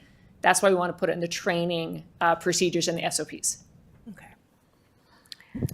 So dispatch will be where the call is made to send the drone up. Yes, dispatch has, Is that as what part you're of their asking? CAD integrated system. So dispatch would be following their SOPs on what is appropriate calls for it to go to and what is not appropriate calls for it to go to. Right. They would be launching it from there. And that all will be incorporated in the training based on what you're saying? Yes, ma'am. Okay. And then I'm going to take it high level to the military use equipment policy. Over the years, we've approved the acquisition of different equipment. And I'm curious, what is the look back in the department to know whether or not, I know some of the equipment we've purchased we've not used, but the look back to make the determination. I mean, these things aren't cheap. Yes. And so for us to look back to say, have they been deployed? How are they working?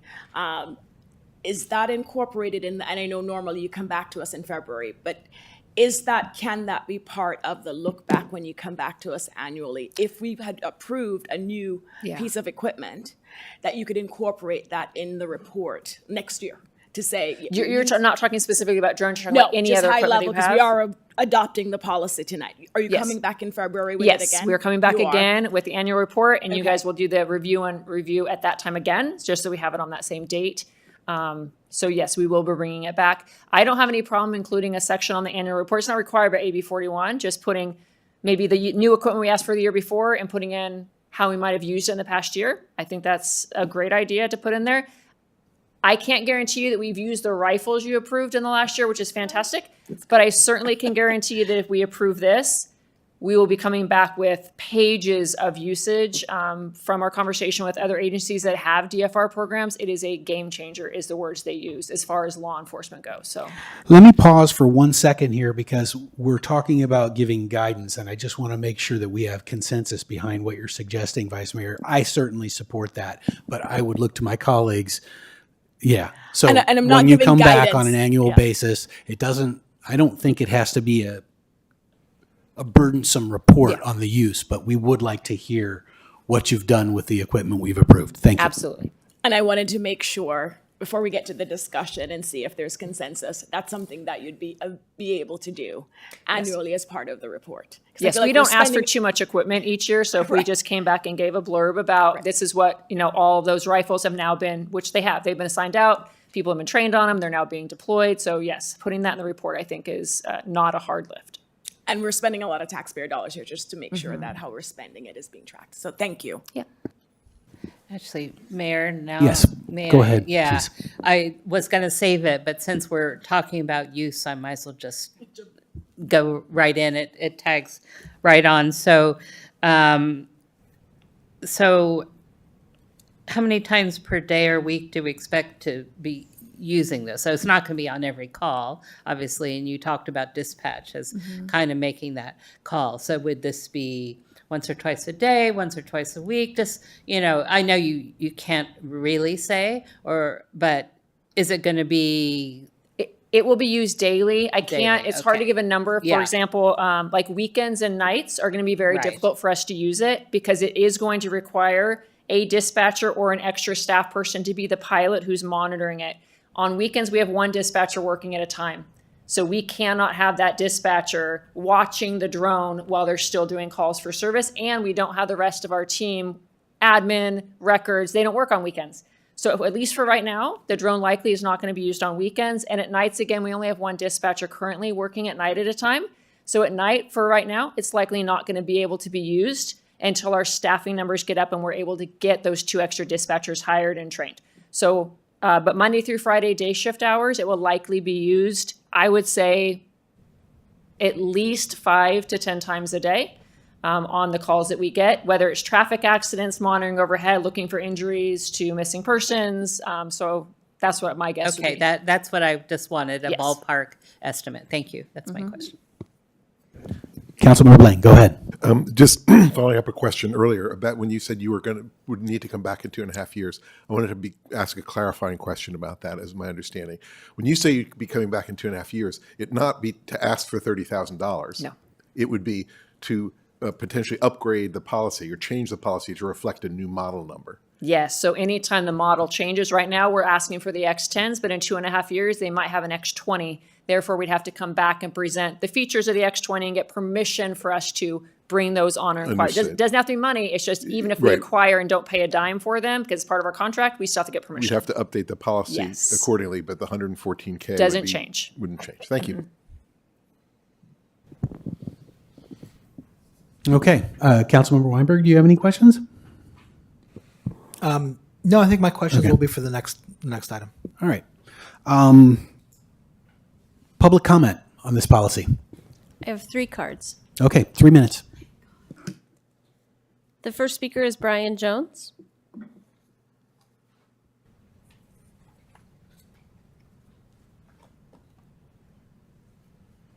Good evening, Council. I think for once I won't need my whole 3 minutes. I want to thank Captain Kraus and the Chief for their transparency and cooperation in helping us understand all this. I should say I'm Brian Jones. I'm speaking out on behalf of Los Altos for Representation and Equity in LAIR. We feel very much more comfortable with this system than some of the other vendors that we've seen. The data security is at a whole nother level. The third-party auditing is there. There's a lot of things about it that make us feel a lot more comfortable. I think you'll all have to decide the budgetary questions and what makes sense from that perspective. But I want to just thank the police department and Mr. England for their cooperation helping us get to the bottom of this. And this system is definitely in a different class than some of the other things we've seen. Thanks. Thank you. The next speaker is Renee Rashid. I withdraw. I don't need. Okay. That makes it easy. The next speaker is Janine Valadez. Same disclosures apply as before. Is that adequate? Okay. I echo all the thanks, the transparency, the involvement, the data, excellent. So I'm very appreciative. Not that they haven't been before, but just this time it's a better case to be made. So it's always, easier. Also, anytime sorry if I insult anybody, anytime we're away from flock, yay. Okay, so the next thing is that I love the changes to the purpose section. Anytime we can eliminate the use of the word exigency and actually specify the purpose of the item, that's another yay. So that's excellent. I will cite one issue that I would like to bring up, possibly two. It has to do with the section called authorized uses. Every piece of equipment has to have the authorized uses section filled out. And all of the items in the policy currently have medium to long lists of authorized uses. You can look right above the unmanned drone systems and look at what's right above it and see that. But the authorized use section here is missing one thing that I think is very important, which is that we're now differentiating the utility of the drones. And the Skydio drones are intended for the DFR program, which is fine. But I wish there was something in the authorized uses that said that's what they're for, so that there is some level of assignment / differentiation / purposeful differentiation in the authorized use for this piece of equipment. Because if you don't kind of state that that's the intention, then they're just another set of drones that could be used in a lot of different ways. And because they come with, even though I personally love the data privacy, if you will, keeping it to our system, like the body-worn cameras, it still the responsibility of that section of ME, of Policy 709, is exactly to describe what the authorized uses might be, to provide guardrails on the authorized uses. So I would really appreciate if that change was made to target those items, the Skydio drones, for the DFR program, either pointing to a policy on DFR or stating simply these are intended for the DFR program. The last issue is that I endorse the look back idea. I used a different phrase, but I'll echo that phrase. I was going to ask for that from a process standpoint. Otherwise, I think this is worlds better than some of the other ME that we have, and I endorse it. Thank you. Thank you. All right. Any other public comments? All right. We'll bring it back to council for deliberation. I'll look to my colleagues on my left and see if either of you would like to start us off, or if we're... I just Councilmember thought of Meadows. one more Yeah. question, actually. That's fine. And so we have I think it's 2 drones, well, and maybe a practice drone, except maybe it got run over. I don't remember. Something got run over. A real drone. But that's okay. Anyway, do these obviate the need for the on-site operated drones if we were to have them? So are those going away, or they're potentially synergistic? So 2 separate programs. First of all, we didn't run over our drone. Another agency ran over our drone, and they repaired the drone, so it's all good, just so you know. Okay. So no, we are not planning to get rid of our other drone program, because there still is a use for it Yes. and a need for it, whether it's outside agency assist, where we aren't going to be taking our Skydio drones out because they're going to be locked into our city limits, so they can't go out and help Palo Alto in those kind of cases. There are still instances where those kind of drones would be helpful. Our Skydio drones, we don't want to be committed to a scene that's a long-term scene because of the battery issue of having to keep switching them out. If we dedicated a Skydio drone to watch overhead on a fire, for example, we used our other drone on a fire recently. If we had the Skydio drone doing that and switching out with the other Skydio drone when battery went down, now those drones can't be used for any other calls for service because they're tied into that one call. So the Skydio drone could go overhead, get us initial video footage of it. And if it's going to be a long-term incident, likely is we would send one of our drone operators out with our other drones and launch them from that site to be that long-term eye over it rather than utilizing our DFR for that. And the only reason to address the concern from Janine, there is certainly a possibility down the road that Skydio does have these drones, and other agencies have replaced their DJI drones that they use on site and launch up. You can replace that with Skydio American-made drones down the road. So I don't necessarily want to say Skydio drones can only be used for certain instances, because there is a chance that, especially if laws change and we have to get rid of our DJI foreign-made drones and go to Skydio, that we'd be able to use them for all these different usages. And I wouldn't want to limit which drone we could use for which case. So. All right, thank you. That helped clarify. I was trying to sort the flying equipment in my mind. So I think this is going to be really helpful. I'm supportive of this. I won't suggest any changes. If my colleagues suggest some changes, I'm happy to entertain them, but I'm happy as is. And I appreciate all the work, community members and PD. Vice Mayor. Thank you. So I support it as well. And I think the look back suggestion isn't necessarily part of this agenda item. It would be giving direction for when it comes back in February to include that as part of the presentation. But I'm glad we're able to discuss it tonight. So I'm also ready to support the motion approving the ordinance tonight for the first reading. Councilmember Weinberg, you look like you're ready. Thank you, Mayor. Thank you for the presentation. I am where my council members to the left of me are, and I also want to thank Lair for being here tonight.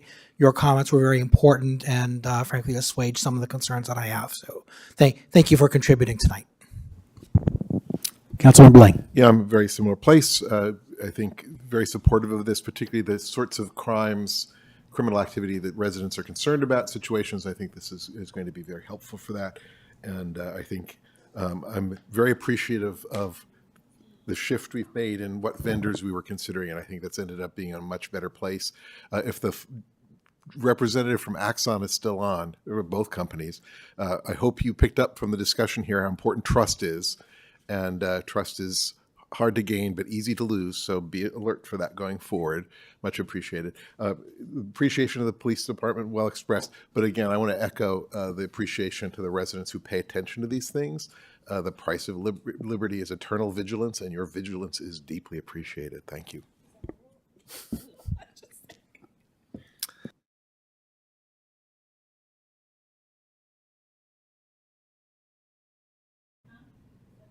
I'm supportive as well, so I'll entertain a motion.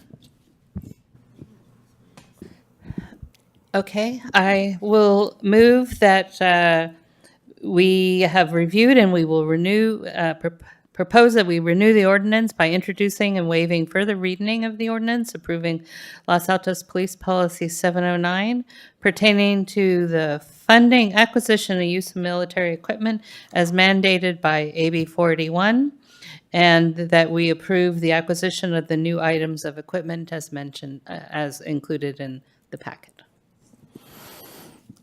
Do I have a second? Second.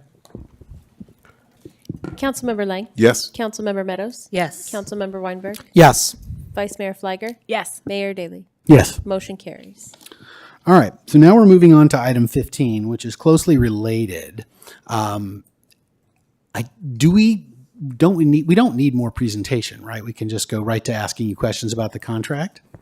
I mean, You did you certainly want could. to? I mean, if you have a presentation, I have a Go right ahead. presentation, but if you guys just want to just say yes, I'll stop right now. well, no. I mean, we've read the packet, and I think the most productive use of our time is actually having questions. But if you want to give the presentation, go right ahead. I will do it quickly. And the representatives from Axon and Skydio are still on if you have questions for them as well. Okay. And there we go. Okay. So again, we're here to now present the contract for Droner's First Responder with Axon. As you guys know, we've been researching different DFR programs and looking at multiple vendors. Our process included vendor demonstrations, site visits, reference checks, and then looking at different policies as well, discussions with residents and our community meeting. And then we did bring this to you on September 30th. I just want you guys to know, and Lair to know, that we took your guys' feedback very seriously when we went back and chose our vendor.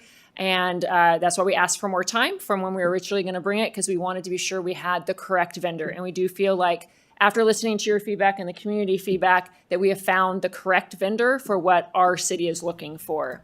And that would be with Axon Air, Skydio. And so the reason that we feel like this is the best DFR program is, number one, it integrates with our CAD system, which is fantastic. It does use dual connectivity, so it'll use radio or cellular, depending on which is the stronger signal in different parts of the city. So that's something nice. The body-worn camera drone support is a really cool feature that is very specific just to Axon. And that is, since our cameras are Axon, if an officer is out at scene and they need a drone immediately to come to their location, they will push a button on their body-worn camera and it will request a drone to come to their specific GPS location overhead. So that's something that none of the other drone companies offer because it's integrated within our body-worn camera system. The video evidence, just so you guys know, as soon as that drone docks on the charging station, the video automatically uploads into evidence.com. And it is no longer anywhere else on any servers, anywhere that Axon has any access to. It is now our data and our data only in the evidence.com system. The officers go in at the end of their shift and designate, is that drone footage evidentiary? In that case, it goes in as marked as evidence and falls under retention rules for evidence. If it is not evidentiary value, then it will come off within 30 days. It will get deleted from the system because it's no longer of any use. So it's a 30-day retention for that information. As we heard about at the September 30th meeting, there were some concerns about the drones being recognized as a police drone. These drones do have lights on them that have red lights, and they do have the ability to have a speaker on them or a siren. noises you can have. You can also speak through the speaker to anybody who is underneath you through the app. There is the transparency dashboard that you guys saw earlier, and this is active in some surrounding communities, including San Mateo, South San Francisco PD, Campbell, and some other ones as well. So let's get on to the Axon security. Again, some of these questions are probably going to be better asked to our Axon and Skydio people who are on site on this call for you, but they are compliant with the highest level of government regulations. They are used by Department of Defense, and they Evidence.com is compliant with CGIS and has some of the highest levels of cybersecurity as well for that evidence systems. And they currently have an excellent rating of 924 from UpGuard, which is a system that does rate cybersecurity, and the highest score you can receive is a 950. So they are very, very high in their cybersecurity, and they have had no known or confirmed breaches of Evidence.com of their system so far. The Skydio contract in general, you guys already have seen it. It's a 5-year contract. We're asking for 2 Skydio drones with the docks that you see there, and it comes with the accessories, which for us, it's a parachute there is a parachute on the drone. So if there's ever an incident where that drone has to fall from the sky because of some kind of danger, the parachute will deploy so it doesn't fall quickly onto anybody and it'll come down slowly. And then the other features is that the docks are weatherproof, whether it's wind or rain. The contract does include all of our waivers, all of our training, and all of the compliance regulations, all unlimited digital media storage for the entire 5 years. We do get that refresh at year 2.5 with this newest technology at no additional cost. There is warranty, so the drone has a 3-year warranty, which covers past its 2.5-year life. We'll have it. Then the new drones get a new 3-year extended warranty. The docks have a 5-year warranty for the 5-year contract that we would have them. And again, the annual cost is approximately $114,000. We already have the money allocated in the current year's budget, so we would have to look for more monies in the coming year. But this year, we already have the money allocated. And so that is our end of our presentation and our recommendations. Questions from colleagues? Vice Mayor, go first, and then I'll come to you. Thank you. We're starting on the left side now. Thanks for the presentation against Captain Kraus. And this is for the representative online with Axon. I'm just curious, seeing that there are other Bay Area cities that are using these drones, have they had any issues with use of these drones, for example, collision or any other issues in their use and deployment of these drones?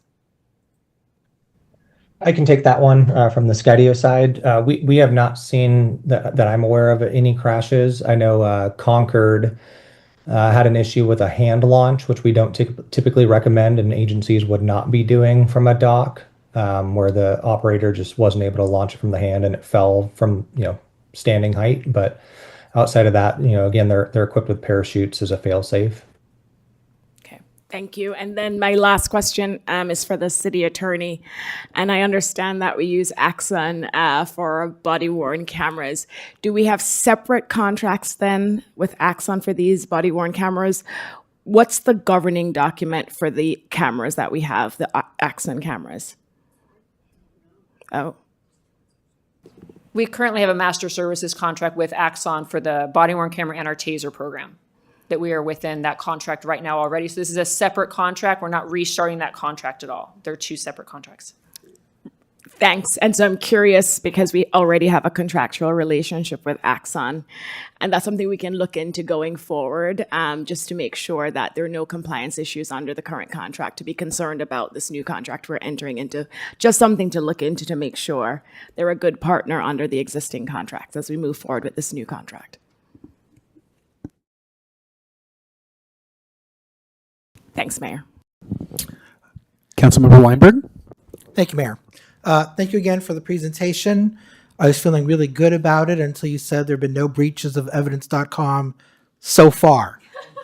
But putting that aside, this is probably a technical question for Axon, but if the police department deploys a drone to an area, what factors, what technology exists to ensure spacing from other drones? So the drones are sent to an area where they're authorized to be. Let's say there's also a drone that's been launched by a media company that wants to monitor the situation as well. Certainly, we want to make sure that the drones stay far apart. We're not controlling the media drone. You may not know who's controlling the media drone in the moment. But what do we do to make sure, number one, that there is not a midair collision with other drones in the area? And two, is there any way that we can exert priority over the area to make sure that we're able to get the maximum field of vision and can encourage and move away a competing drone to make sure that we have primacy in the airspace? I'm going to let Skydio answer this one because they know a lot more about the collision avoidance and what strategies they use for that. Yeah, so today it's currently on the operator. We are working on anti-collision avoidance technology built into the drone. But as far as it's going to work for now, it's going to start with other Skydio aircraft, and then we'll expand that to other, because there's a ton of different drones that exist on the market. But there are other technologies, coincidentally, that Axon sells that are helping with deconfliction. But again, today that's mostly up to the operator. Okay, but it's something that Axon is working on? They have this today. They actually purchased a company called D-Drone that helps with that. It's a radar system that scans airspace and looks for really anything. So it could be drones, birds, anything else that might be in the air. We have anti-collision awareness for aircraft that carry ADS-B sensors and will alert the pilot too. But for other drones themselves, that doesn't exist because drones aren't required to have that. Okay, thank you. Do the drones use only, do they capture only visual sight, or are there also, infrared, other spectrums that are being captured by the cameras? Yeah, great question. So it does both thermal imagery and then traditional just color lens. So there's actually two different cameras on the front of that. Okay, anything other than regular and thermal? Anything else? No, I mean just standard like zoom capabilities, but nothing additional there. Okay, thank you.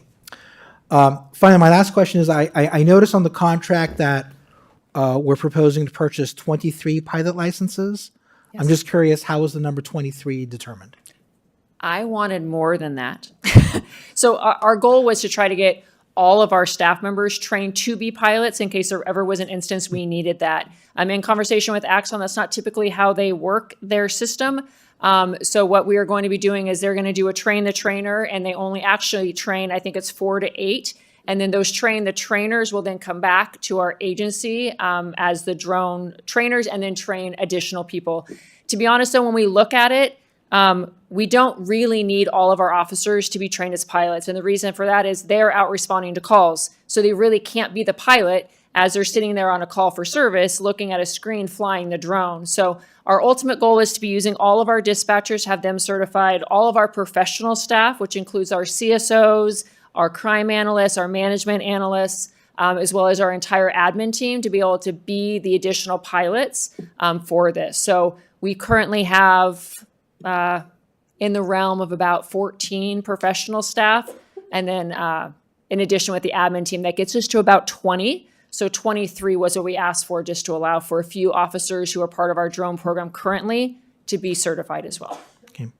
If your instinct turns out to be correct and you determine that you need more licenses, is that something that can be purchased easily, or does that require an entire renegotiation of the contract?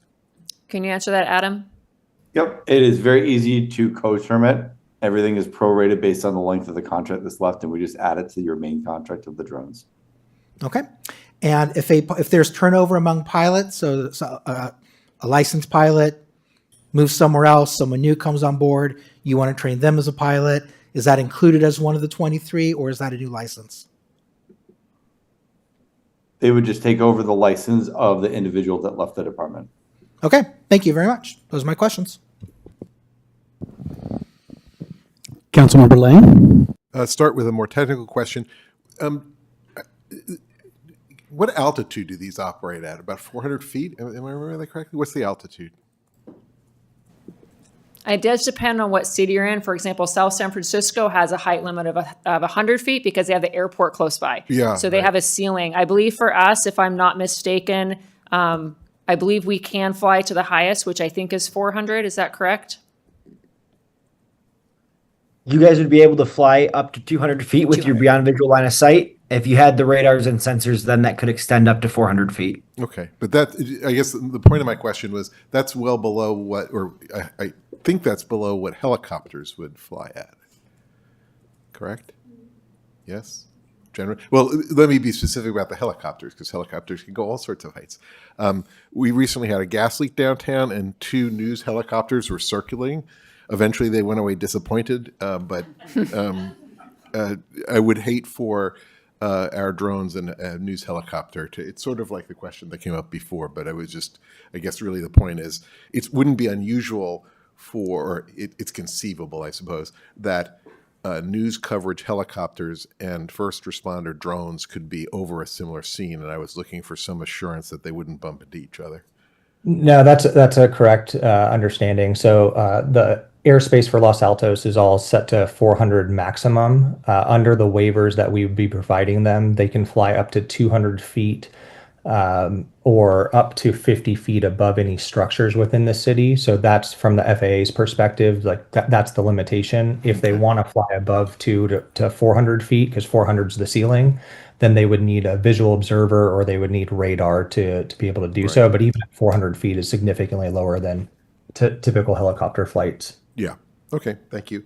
I think I understand the business relationship, but I just want to be really clear about it. The contract is with Axon, and then they in turn subcontract to get the drones. Is that right? We have good access to them. They're on the call. They're right here. So right, Axon is the parent company, and they purchased Skydio. So Axon purchased Skydio. Skydio is a local company. Okay.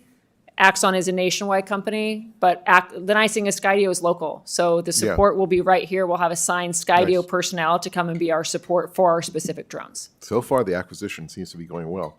And what's covered by the warranty? Yeah, pretty much anything that happens with the aircraft. So if a bird were to take it out of the sky, if somebody were to run it over, that's what that extended warranty. Didn't realize that had happened recently, so hard. But yeah, anything that'll happen to it over that 3-year period is eligible for a replacement. Perfect. Thanks for the answer. That's it for me. Okay. Any other questions from colleagues? All right. Well, then, how about a motion to, public comment? Thank you very much for reminding me. Janine Valadez. Yeah, okay. 1 minute and 12 seconds.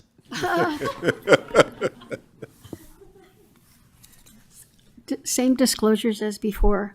The policy goes hand in hand with the purchase of the equipment. I did talk about the authorized uses. I won't repeat that here.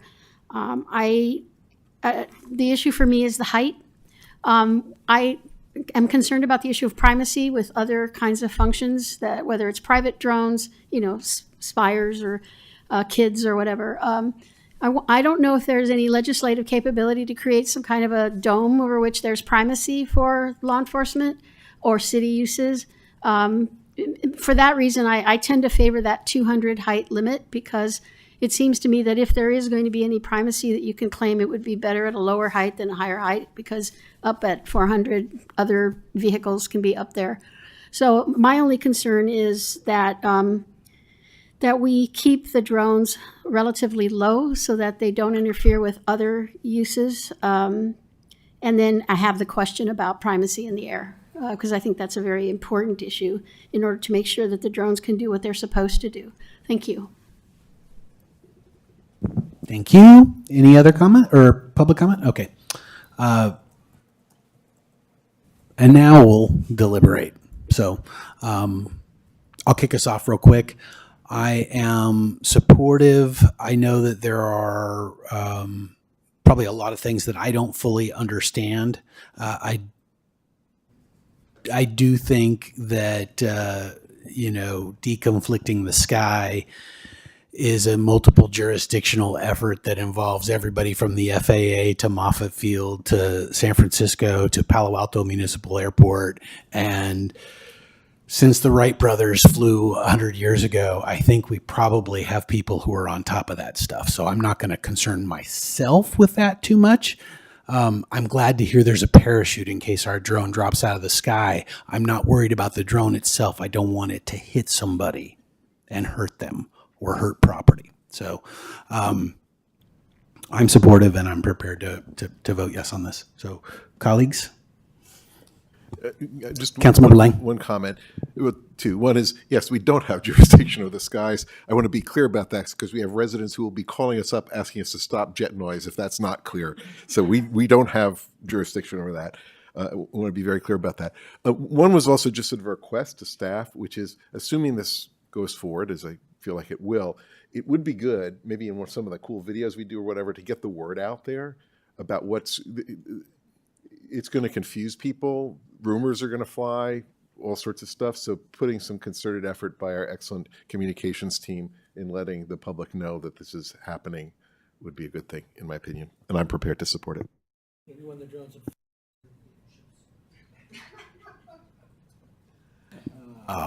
Vice Mayor. You're dating yourself, Councilmember Weinberg. Great point, Councilmember Lang, and a follow-up to that point. Captain Krause, how soon? So let's assume contract gets signed, we move forward. How soon will we actually have the physical product?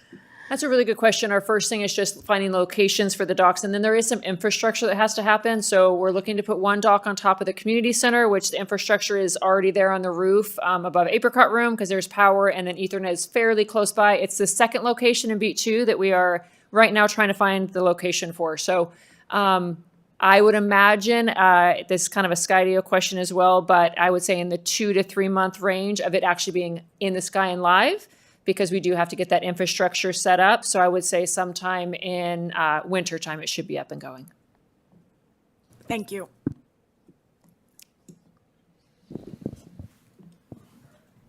All right. How about a motion? Unless you have more to say. Go ahead, Councilmember Weinberg. Thank you, Mayor.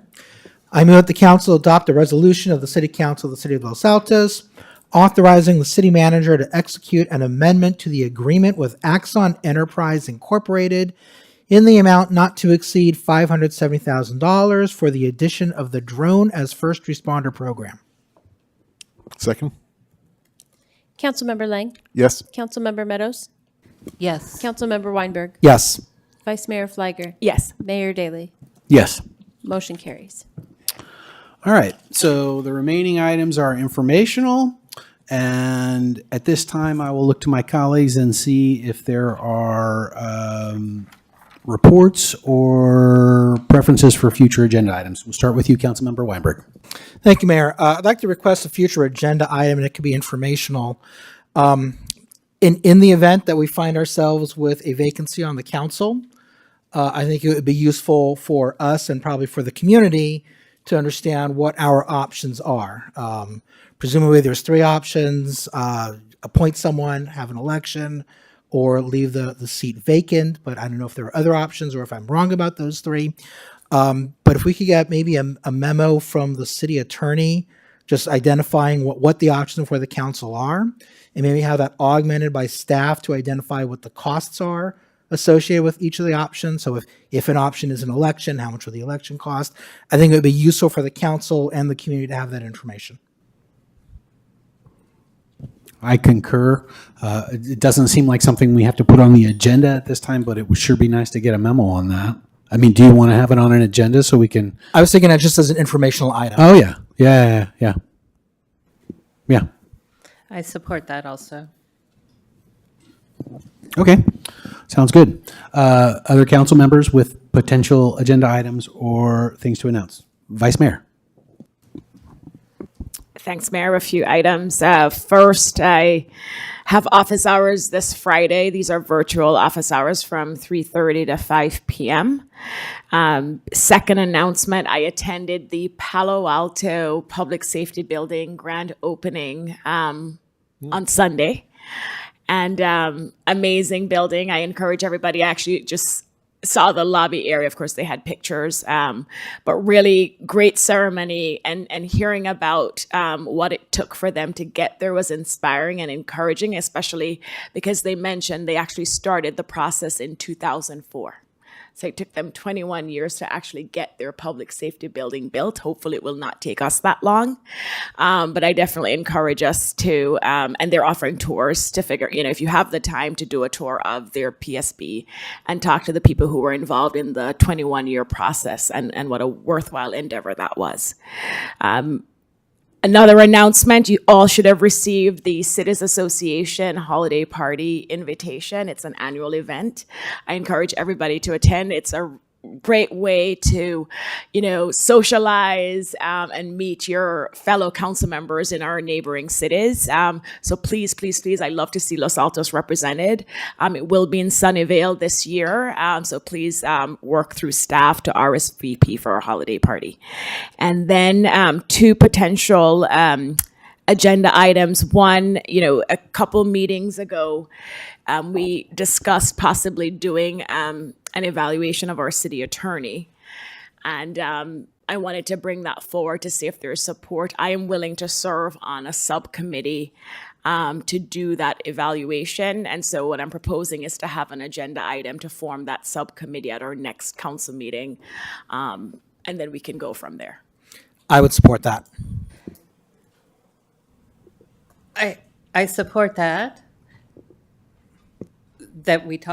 Yes, whatever you said. I don't know how you be on a. It's agendizing the formation of a subcommittee. Yes. Right. Sounds good. That's enough support to get it on the agenda, so we'll do it. And then one last potential item, and this could either be a resolution for us to adopt, or it could be a mayor's proclamation, but the county sent language, and I know Mr. England received the email as well, to Cities Association board members with language about recognizing the mental health impacts on our veterans. We just celebrated Veterans Day, and thanks to all who were able to attend. Thanks to Councilmember Meadows for attending our annual event. But whether or not we want to agendize doing a resolution as a city recognizing it's basically mental health awareness tied to our veteran community, or you could do a proclamation, but would love to do one of the two and get one of the two on our agenda for the next meeting. Any support for a resolution, or the mayor could do a proclamation? Yes. Yeah, sure. Yes. Yeah. Thank you. Yeah.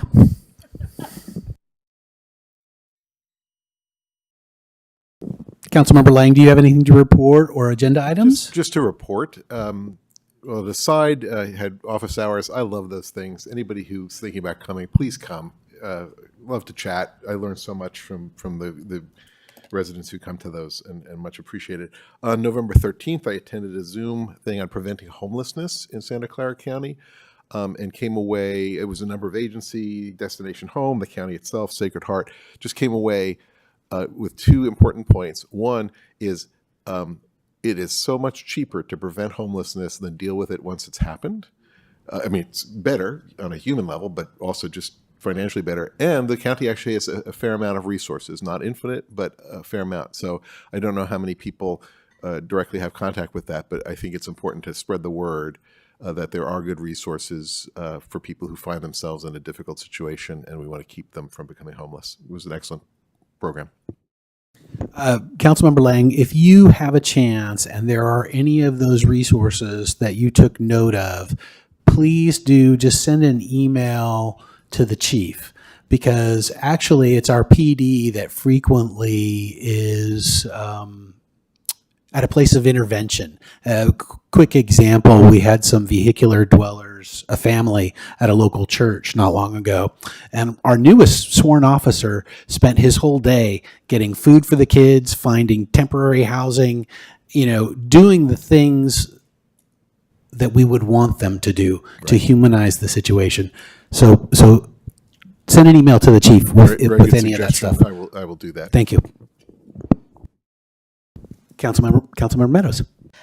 Yes, I don't know the exact date, but it was a date where there were at least 3 different activities going on by a couple of the county supervisors. I attended Supervisor Lee's Local Climate Solutions Roundtable, which was a collaboration between youth climate activists and us old folks.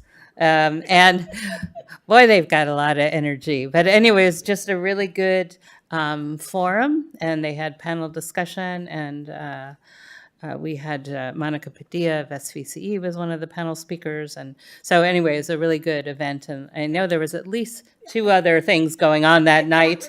No, I know. I think Supervisor Abby Koga had a Japanese. Sam Licardo. And Sam Licardo has something as well. But I went to Otto's thing. So yes. Yes. That's it. Okay. We just had our holiday stroll. That's my report. I did some strolling and some wine tasting. We've got a new wine room in town, and I recommend it. So, all right, we are adjourned. No privacy there, though, in that new wine room calligraphy. I ran into you, so. That's true, but I don't think you know how many glasses of wine I had. No, I don't. He's just Just supporting one. local I had business. just one glass of wine. It never got empty, though, because the owner was hovering.